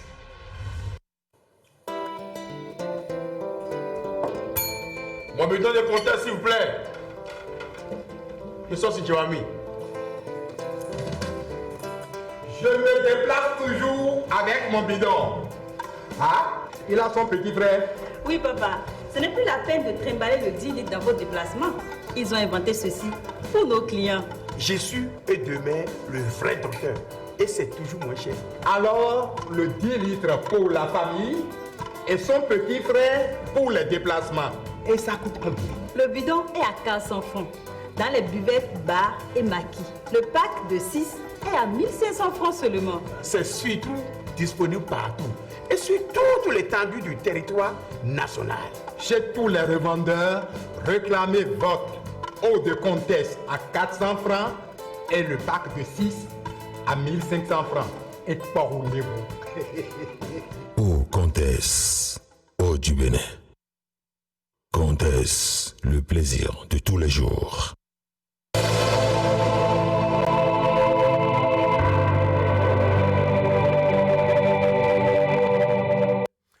Voilà, il sera question en plateau ce matin avec nos deux invités de la semaine mondiale pour le bon usage des antimicrobiens. Deux invités donc, Dr Yousnon Chabi, bonjour. Bonjour monsieur le journaliste. Bienvenue en plateau, vous êtes le directeur général de l'Agence béninoise de régulation pharmaceutique. En face de vous, Dr Yao Akpo, bonjour. Bonjour. Directeur de l'élevage. De vous deux, je ne sais encore à qui je vais adresser ma première question, mais la question sera adressée à quelqu'un. Par vous. Docteur Yousnon Chabi, les antimicrobiens, c'est quoi? Merci beaucoup, monsieur le journaliste. Je voulais déjà vous remercier en plus pour cette opportunité que vous nous donnez de pouvoir partager avec nos amis téléspectateurs donc, ces notions qui sont très connues. Très peu connu du grand public, mais connu du monde de la santé. Alors les antimicrobiens, en fait, c'est tout ce qui est médicaments qui permettent de lutter contre les microbes. Et quand on dit microbes, il faut entendre les bactéries, il faut entendre les virus, il faut entendre les parasites, il faut entendre les champignons. Voilà, donc c'est ça, c'est cet ensemble qu'on appelle les antimicrobiens. C'est ça, les antimicrobiens destinés à qui? À l'homme, aux animaux? Au docteur Yao Akpo, vous qui êtes le directeur de l'élevage. Merci, je voudrais à la suite de mon professeur remercier pour cette invitation. En réalité, par notre présence, on peut déjà constater que parler d'antimicrobiens ne relève pas d'un seul secteur. Aussi bien la santé humaine, la santé animale que la santé environnementale. En réalité, tout ce que nous produisons est destiné à l'homme. Lorsque les pratiques d'élevage ne sont pas conformes aux normes, nous ne faisons qu'intoxiquer l'homme. C'est pour cela que lorsque nous parlons d'antimicrobiens, c'est aussi bien tout ce qui est utilisé pour traiter les maladies chez l'homme que chez les animaux. Et à titre d'exemple, en termes d'antibiotiques, les humains et les animaux partagent à près de 70% ces antibiotiques. Utilisés bien chez l'homme que chez les animaux. Les mêmes antibiotiques donc. Alors, directeur général de l'Agence béninoise de régulation pharmaceutique, à votre niveau, qu'est-ce que vous faites par rapport à ça, à l'utilisation des antibiotiques? Merci beaucoup, monsieur le journaliste. Il faut dire que beaucoup d'actions sont entreprises en ce moment pour encadrer justement l'utilisation des antibiotiques. J'ai sorti il y a quelques mois, donc dans le mois de février 2020, une note circulaire qui réglementait la dispensation des antibiotiques au niveau des officines de pharmacie. Ceci avait justement pour objectif de limiter la consommation de ces antibiotiques-là au sein de la population, parce que nos constats font état de ce qu'il y a une surconsommation des antibiotiques, une utilisation abusive des antibiotiques, une utilisation excessive, qui justement... Et par nos populations? Bien sûr, parce que pour un petit mal, dès qu'un enfant tousse, on commence à lui donner un antibiotique sans savoir si c'est vraiment ce qu'il faut, sans avoir une orientation diagnostique. On se met à traiter, ou parce qu'on a déjà fait une fois avec un enfant, ça a marché, on répète le même traitement avec un autre. Et donc il y a un usage vraiment abusif des antibiotiques et il fallait réglementer. Donc aujourd'hui, au Bénin, il y a une circulaire qui réglemente l'utilisation des antibiotiques. Et comme autre action aujourd'hui également, c'est que nous avons commencé depuis 2 ans à évaluer la consommation des antibiotiques au Bénin. Donc nous avons des données sûres qui nous prouvent notre niveau de consommation comparé également aux autres pays de la sous-région. Et il faudra dire à ce niveau que le Bénin a adhéré à plusieurs plateformes, une plateforme de surveillance de la consommation des antibiotiques et une autre plateforme de surveillance de la résistance aux antibiotiques. Alors de ce qui se faisait et de ce que vous avez instauré désormais, quelle est aujourd'hui la différence et la portée? Évidemment, il y a eu une baisse de la consommation des antibiotiques. C'est vrai, les populations se plaignent de ce que ce n'est plus facile pour elles d'avoir accès aux antibiotiques aujourd'hui. Ça, c'est vrai, j'en suis conscient. Mais il y a un effet et que nous allons d'ailleurs évaluer d'ici début d'année 2021 pour voir l'impact réel de ces mesures-là sur la consommation des antibiotiques. Mais déjà, je peux vous dire que il y a une nette réduction de la consommation des antibiotiques au Bénin. Cette régulation instaurée par la Direction générale de régulation pharmaceutique s'impose-t-elle également au secteur élevage, Dr Apou? Oui, comme je le disais tout à l'heure, désormais nous sommes dans le concept une seule santé. Nous ne devons plus voir les choses de façon sectorielle. En réalité, la gestion des antimicrobiens, cette gestion doit être coordonnée au plan national. On ne devrait pas avoir la santé animale qui s'occupe d'une gestion et la santé humaine. Et simplement parce que lorsque nous facilitons un accès aux antimicrobiens, nous tombons rapidement dans le mésusage. C'est-à-dire qu'il y a des emplois abusifs, excessifs, mais également sans le respect des doses qui sont prescrites, des durées de traitement et aussi chez nous, en matière d'élevage, de ce que nous appelons les délais d'attente. Il y a donc eu des conséquences sur la vie animale?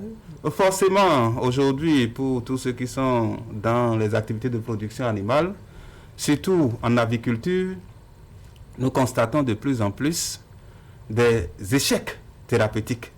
Ça veut dire quoi? Par le passé, nous avions des molécules qui étaient utilisées, par exemple, dans les cas de maladies respiratoires chez les volailles. Aujourd'hui, les mêmes molécules, vous les utilisez, vous n'avez pas la réponse.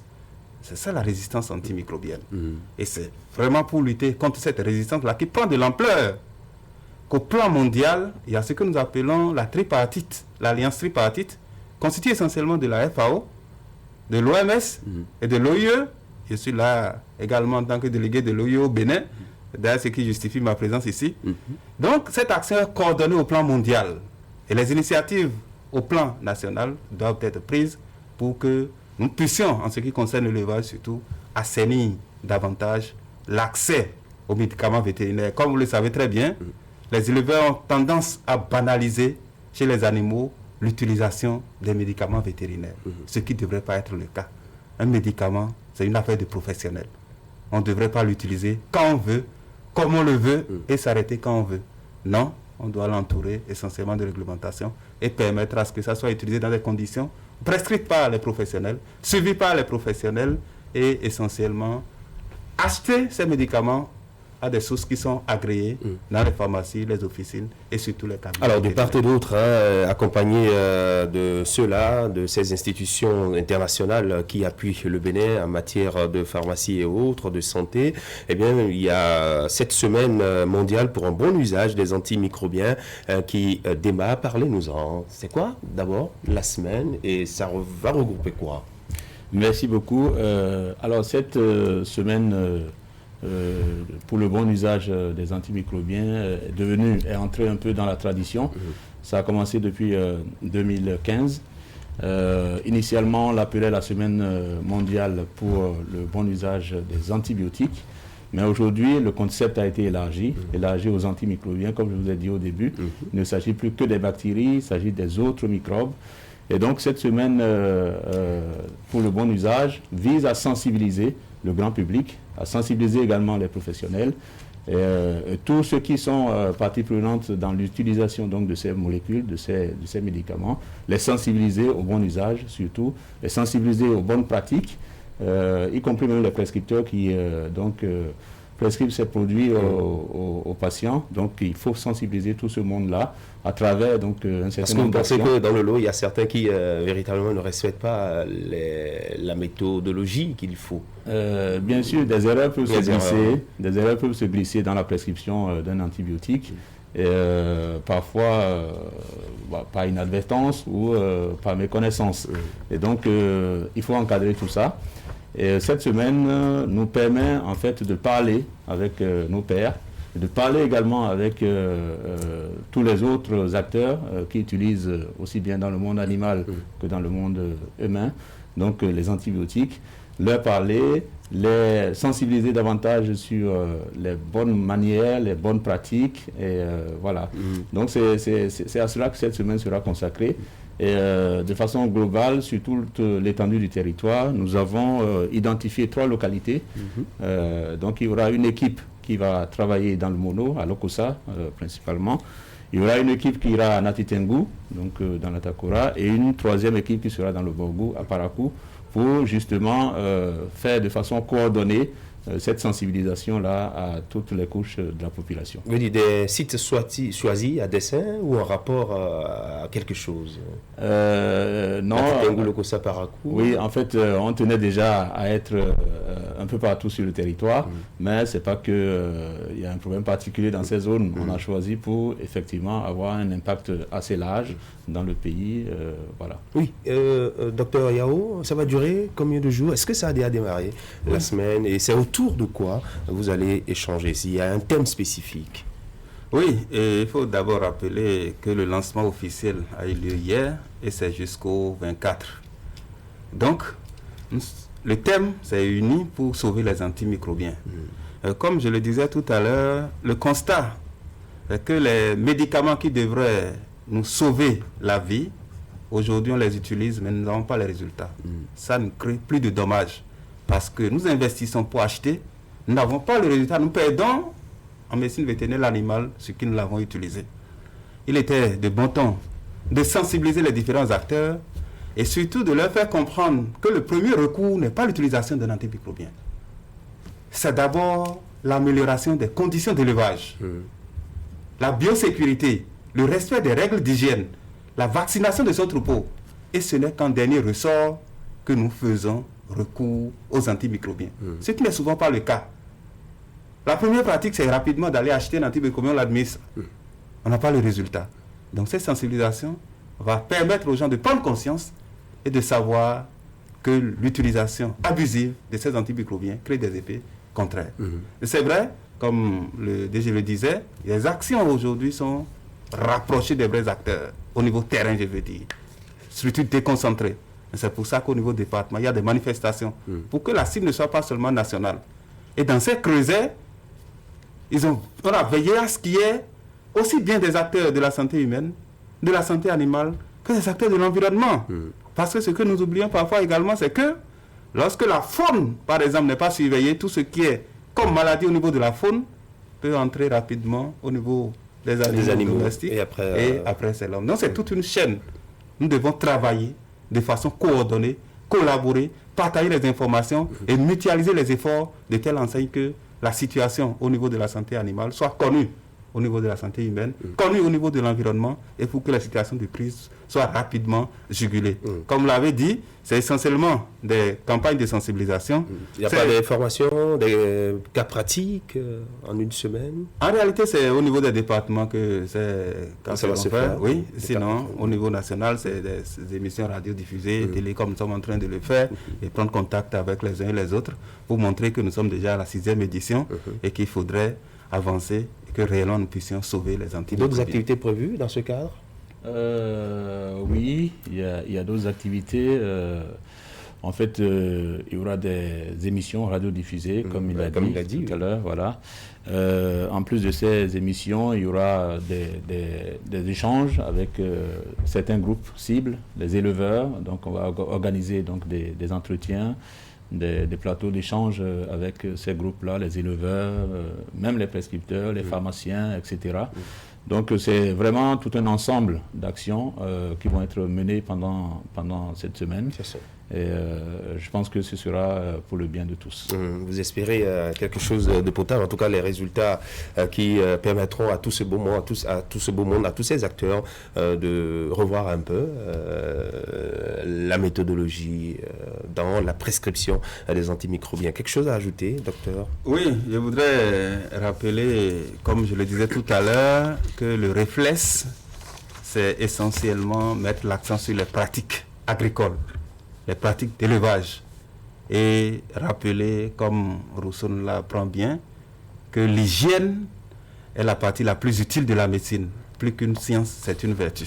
Et nous inviter les uns et les autres, comme le contexte sanitaire actuel nous l'enseigne, se laver les mains régulièrement, ça c'est règle d'hygiène, et montrer que aujourd'hui nous devons collaborer parce que la maladie n'a pas de frontières. Une maladie qui passe de l'animal rapidement par chez l'homme, c'est le cas de la rage par exemple, et que ces cadres d'échange doivent permettre de sensibiliser et de faire connaissance, conscience des uns et des autres. Merci docteur. Quelque chose à ajouter docteur? Oui, je voudrais dire un mot en plus de ce que nous avons dit jusque-là, pour insister sur ce concept-là qui n'est pas très connu, le One Life, une seule santé, un monde, une santé, pour que chacun sache que l'acte qu'il pose dans son champ en tant qu'agriculteur ou dans sa ferme en tant qu'éleveur peut impacter l'homme. Parce que ces médicaments circulent, comme on l'a répété, ces médicaments circulent, que ce soit dans les eaux usées, que ce soit dans l'alimentation, etc. Donc nous devons faire attention à l'usage de ces antimicrobiens pour justement rester sensibles à ces médicaments lorsque nous en aurons besoin pour soigner nos affections. Et si nous ne faisons pas attention donc, à ces actions-là que nous posons, nous risquons de mourir de petites maladies parce que les antibiotiques qui auparavant étaient efficaces vont devenir inefficaces. Et je vais vous dire qu'aujourd'hui, le constat est là. Le constat est là, il est très grave parce que l'OMS a classé la résistance aux antibiotiques comme étant l'une des 10 priorités aujourd'hui de santé publique, parce que ça devient très grave, très menaçant pour la santé humaine. Et donc, il est important que chaque acteur prenne conscience de la situation actuelle et également qu'on sensibilise davantage nos populations, que les populations comprennent que l'antibiotique ou l'antimicrobien n'est pas forcément le premier recours. Il faut suivre les étapes qu'il faut afin que la santé de tous soit préservée. Merci. Merci à vous, docteur Youssounon Chabi. Je rappelle que vous êtes le directeur général de l'Agence béninoise de régulation pharmaceutique, et docteur Yaouapo, directeur de l'élevage. Merci d'être passé sur ce plateau et bonne semaine à chacun de vous. La semaine pour le bon usage des antimicrobiens. On va observer la pause. Juste après, je reçois Herman Anyambosou qui était d'ailleurs déjà en plateau ce matin. Ce sera dans Duralex Sedlex. On parlera de la prise en charge de l'enfant majeur. Est-ce une responsabilité exclusive des parents? Maître Mouniratou Taïrou est avocate au barreau du Bénin. Elle est membre de l'Association des femmes avocates du Bénin. Nous prenons des mesures de sécurité pour vous et pour nous. Face au Covid-19, LBM Syste Location de Voitures vous protège. Nous mettons un point d'honneur sur le respect des consignes par nos conducteurs.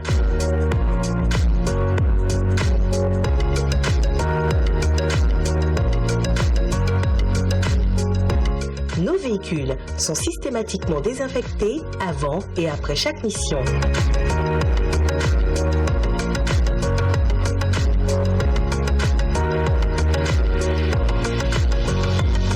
Faites-nous confiance. Votre sécurité, notre préoccupation. Syste LBM Location de Voitures, contact 60 60 60 63.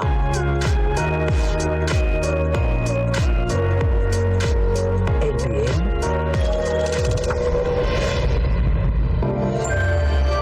Le carrefour des grandes marques.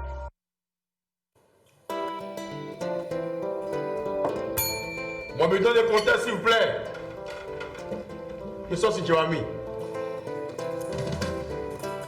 Je me déplace toujours avec mon bidon. Ah, il a son petit frère. Oui, papa. Ce n'est plus la peine de trimballer le 10 litres dans vos déplacements. Ils ont inventé ceci pour nos clients. Jésus est demain le vrai docteur. Et c'est toujours moins cher. Alors, le 10 litres pour la famille et son petit frère pour les déplacements. Et ça coûte combien? Le bidon est à 400 francs dans les buvettes, bars et maquis. Le pack de 6 est à 1500 francs seulement. C'est surtout disponible partout et sur toute l'étendue du territoire national.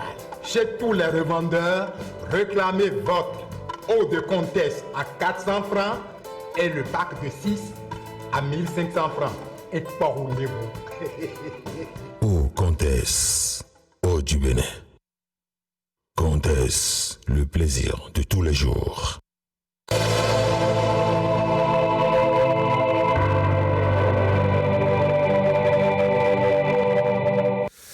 C'est qui l'enfant majeur et que dire de sa prise en charge? Est-ce une responsabilité exclusive de ses parents? Ce sont là des questions que nous poserons à notre invité ce matin, Maître Mounira Toutaïrou, avocate au barreau du Bénin. Bonjour Maître. Bonjour. Bienvenue en plateau, Herman Agnomousou. Merci Christian Dalijan, Maître, bonjour, bienvenue. Merci, c'est vrai bonjour. qu'on en parle souvent, on parle d'enfants mineurs, mais Maître, c'est qui l'enfant majeur? Pour définir l'enfant majeur, il faut d'une part savoir ce qu'est l'enfant et d'autre part savoir ce qu'est la majorité. L'enfant, selon le contexte, le contenu de ce terme peut varier. Mais ici et maintenant, l'enfant, c'est le descendant au premier degré d'une personne. La majorité, quant à elle, c'est l'état de l'individu qui a atteint l'âge d'user de ses droits et de répondre de ses actes. Au Bénin, l'âge est de 18 ans, l'âge de la majorité est de 18 ans. Alors, de ces deux définitions, on peut retenir que l'enfant majeur, c'est le descendant au premier degré qui a 18 ans. Merci. Alors, au regard de ces définitions, est-ce que les parents ont l'obligation de prendre en charge un enfant majeur? Voilà. Du moment où la loi, le Code des personnes et de la famille, dispose que les pères et mères sont tenus de subvenir aux frais d'entretien et d'éducation de leur enfant, dispose que les époux pourvoient à l'éducation de leur enfant et préparent leur avenir, dispose que les époux contractent ensemble l'obligation de nourrir, d'entretenir, d'élever et d'éduquer leurs enfants. Je fais remarquer au passage que dans toutes ces dispositions, la loi n'a pas circonscrit le bénéfice du soutien que les parents peuvent apporter aux enfants à une catégorie d'enfants. En droit, on dit, on ne distingue pas là où la loi n'a pas distingué. Alors, du moment et surtout où la loi n'a pas disposé que l'enfant, une fois majeur, ne peut plus bénéficier du soutien de ses parents, alors il va de soi que les parents ont l'obligation de prendre en charge leur enfant majeur s'il est dans le besoin.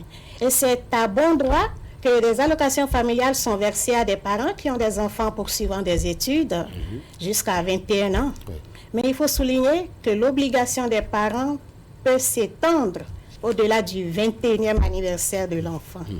Le seul bémol, c'est qu'il faut que les parents aient la capacité de subvenir aux besoins de l'enfant majeur. Comment s'exécute l'obligation, cette obligation-là, Maître? On va venir avant de parler de la capacité des parents. Cette obligation va s'exécuter par les parents en pourvoyant à l'enfant tous les soins dont il bénéficiait pendant qu'il était mineur, à savoir la nourriture, le logement, l'habillement, l'affection, les soins médicaux et sociaux et j'en passe. Elle va consister aussi, cette obligation, et surtout à continuer à pourvoir à l'éducation de l'enfant, qu'on entend ici par l'instruction, la formation professionnelle de cet enfant. Et lorsque l'enfant ne vit plus sous le même toit que ses parents, alors les parents peuvent choisir d'exécuter cette obligation en versant périodiquement une pension alimentaire à leur enfant. Alors, Maître, pendant combien de temps cette obligation peut-elle s'exécuter? C'est-à-dire que tant que l'enfant n'a pas les moyens, il peut toujours solliciter la prise en charge par ses parents. Il n'y a pas de limite pour l'exécution de l'obligation de prise en charge d'un enfant majeur.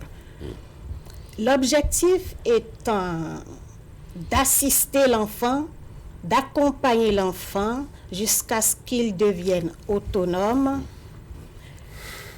Il s'ensuit que l'obligation pèse sur les parents jusqu'à ce que l'enfant termine ses études ou s'il s'agit d'un enfant handicapé, jusqu'à ce que le handicap qui le rend dépendant le libère. Par exemple, si c'est un enfant paralysé, un enfant qui souffre de paranoïa, de schizophrénie, surdité, et j'en passe, l'obligation va peser sur les parents jusqu'à ce que le handicap libère l'enfant. Et pour l'enfant qui poursuit ses études, l'obligation va peser jusqu'à ce que l'enfant finisse les études et obtienne un emploi qui lui permette d'avoir des revenus pour pouvoir se prendre en charge et se libérer du soutien familial. Maître, un cas pratique. Pourquoi est-ce que le parent doit prendre en charge un enfant majeur pour ses études alors que dans des pays un peu comme la France, un peu comme dans d'autres pays, vous entendez des gens qui étudient mais qui font de petits jobs pour subvenir à ces besoins-là? Pourquoi la loi béninoise en fait une obligation? Ce n'est pas que la loi béninoise, monsieur. Même la loi française en fait une obligation. En Afrique, au Bénin, c'est parce que le cordon ombilical reste longtemps non coupé. Nous tenons à nos enfants, nos parents tiennent à nous. Et donc, lorsque vous voyez votre enfant dans le besoin, vous devez pouvoir voler à son secours. À 18 ans, on n'a pas fini les études. La longueur des études, la conjoncture économique fait que l'enfant, même devenu majeur, n'est pas encore capable de s'assumer. Donc, une fois que le parent, ou si les deux parents, sont dans la capacité de subvenir aux besoins de l'enfant, c'est normal qu'ils puissent le faire. Est-ce qu'il peut y avoir des exonérations par rapport à cette obligation, maître? Naturellement, comme toute obligation, l'obligation de prendre en charge l'enfant majeur admet des exonérations. Considérant que l'enfant, à tout âge, doit honneur et respect à ses parents, s'il se trouve qu'un enfant majeur manque à son obligation d'honneur ou à son obligation de respect vis-à-vis de ses parents, ceux-ci peuvent être autorisés à ne pas exécuter leur obligation vis-à-vis de cet enfant. Il en sera de même lorsque l'enfant majeur exerce des violences répétées sur ses auteurs. Et même s'il est prouvé que les moyens mis à la disposition de l'enfant majeur pour poursuivre ses études servent plutôt à autre chose, comme se pavaner, s'offrir un iPhone tous les 6 mois, au point où tout le temps, il est à faire face à des échecs, le parent peut être exonéré de sa responsabilité. Est-ce à dire que l'exécution de cette obligation peut soumettre le parent à une certaine sanction? Oui, bien sûr, puisque tel que je l'ai développé plus haut, cette obligation est légale. Si votre enfant majeur est dans le besoin et que vous avez les possibilités de l'assister et que vous ne le faites pas, il y a une sanction. Et cet enfant a parfaitement le droit de saisir la juridiction compétente, en l'occurrence le juge aux affaires matrimoniales, pour se faire justice. Maître, votre mot de la fin. Mon mot de la fin, c'est que lorsque l'enfant majeur est dans le besoin, et tant que ses parents ont les moyens de l'aider, ils doivent pouvoir s'enlever les morceaux de la bouche pour aller au secours de leur enfant et lui garantir un avenir. Je vous remercie. Cette obligation n'est-elle pas créatrice de paresse chez l'enfant majeur? Parce que chez nous, on nous apprend quand même à nous débattre, non? Je ne dirais pas qu'elle est créatrice de paresse, c'est plutôt une obligation qui permet de construire une famille, de former des citoyens et de ne pas voir les enfants traîner dans la rue par manque de moyens pour s'assurer un avenir. Merci, maître. Merci. Maître Tahirou Mounirou, merci d'être passé. Merci à vous, Christian. Merci. Eh bien, Erwan Parfait Agnemboussou, merci, maître, et très bonne journée à vous. On va observer la pause avec la réalisation et juste après, vous suivrez donc le point de l'actualité tel que traité par les journaux dans leur parution du jour, la revue de presse avec Narcisse Alossé.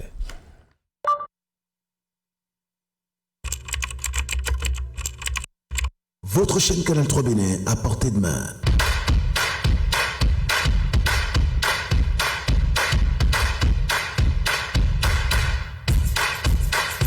Découvrez désormais depuis votre smartphone ou tablette toute l'actualité nationale et internationale, vos émissions préférées de la chaîne Canal 3 en live 24h/24, où que vous soyez à travers son application disponible en téléchargement libre sur Play Store. Canal 3 est sur le www.canal3television.com. Vous êtes les bienvenus. Canal 3, la passion de l'image.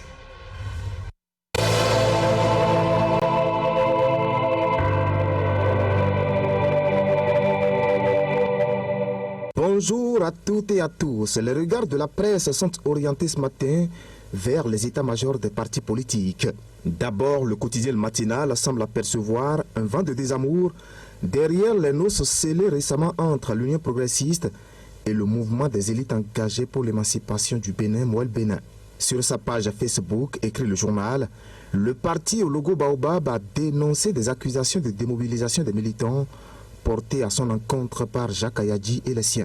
Et ceci relève la publication à travers une prétendue liste de militants de Mouel Bénin à récompenser par l'UP pour leur collaboration lors des dernières élections communales. Au regard de cette donnée, le matinal se demande si c'est déjà le clash entre l'UP et Mouel Bénin. Le quotidien Fraternité, lui, s'intéresse à l'exercice de désignation des candidats du Parti des démocrates pour l'élection présidentielle de 2021. À moins de 6 mois de cette échéance électorale, c'est toujours l'incertitude autour de l'identité des personnalités qui porteront l'étendard de l'opposition radicale, constate le journal. Mon confrère publie tout de même la liste des prétendants qui, selon lui, restent les favoris pour la conquête des 2 places contenues dans le ticket présidentiel. Il s'agit de l'ancien premier vice-président de l'Assemblée nationale, Éric Hundété, aujourd'hui président du Parti des démocrates, de l'ancien député Noureni Atchadé et Nouroudine Sakasalé. Présidentielle 2021, les démocrates, ces profils qui peuvent nourrir des ambitions, titre mon confrère, qui précise tout de même que l'arbitrage sera assuré par l'ancien président de la République, Boni Yayi, qui s'est résolu à tourner dos à la FCDE.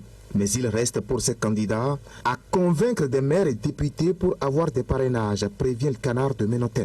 Loin d'être d'action pour la présidentielle de 2021, le quotidien Matin Libre lui plonge sa plume dans le bain de la réconciliation annoncée entre Patrice Talon et son prédécesseur à la magistrature suprême du Bénin, Boni Yayi. Mon confrère trouve que dans cette démarche, des personnalités comme Nicéphore Soglo, Sébastien Adjavon et Komi Kouché sont oubliés. Le chef de l'État au contact des populations y a y servi. Quid de Soglo, Adjavon et Komi Kouché, pointe le journal.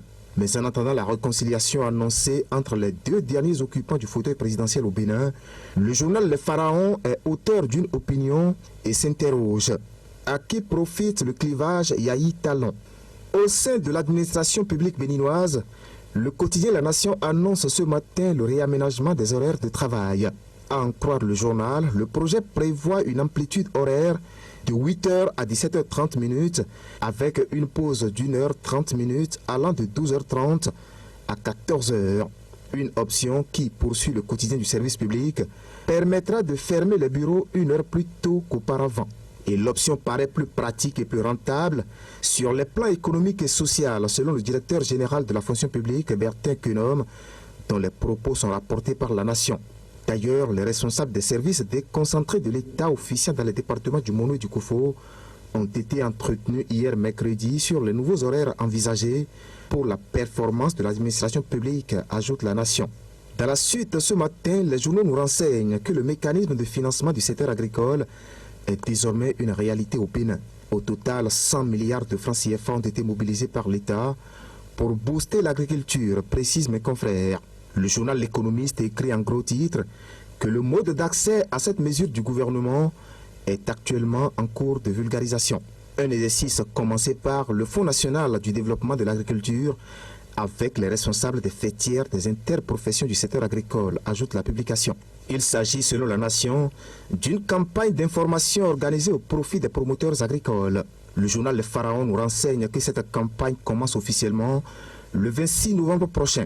Accès au crédit, le FNDA en tournée de sensibilisation dès le 26 novembre 2020, insiste mon confrère. Toujours dans la suite ce matin, les examens nationaux au Bénin.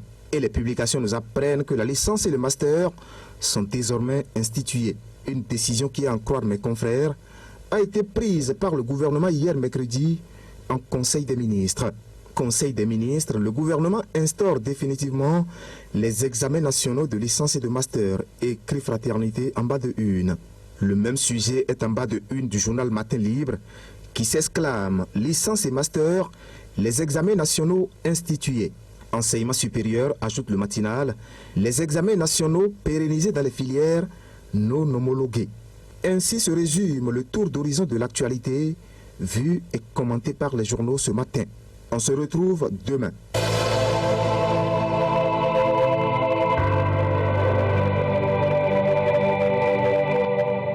Et voilà, il l'a dit en conclusion de sa revue ce matin. On se retrouve demain et demain c'est vendredi. Prenez donc le rendez-vous d'Actu Matin pour le compte d'aujourd'hui. Stop F1, c'est terminé.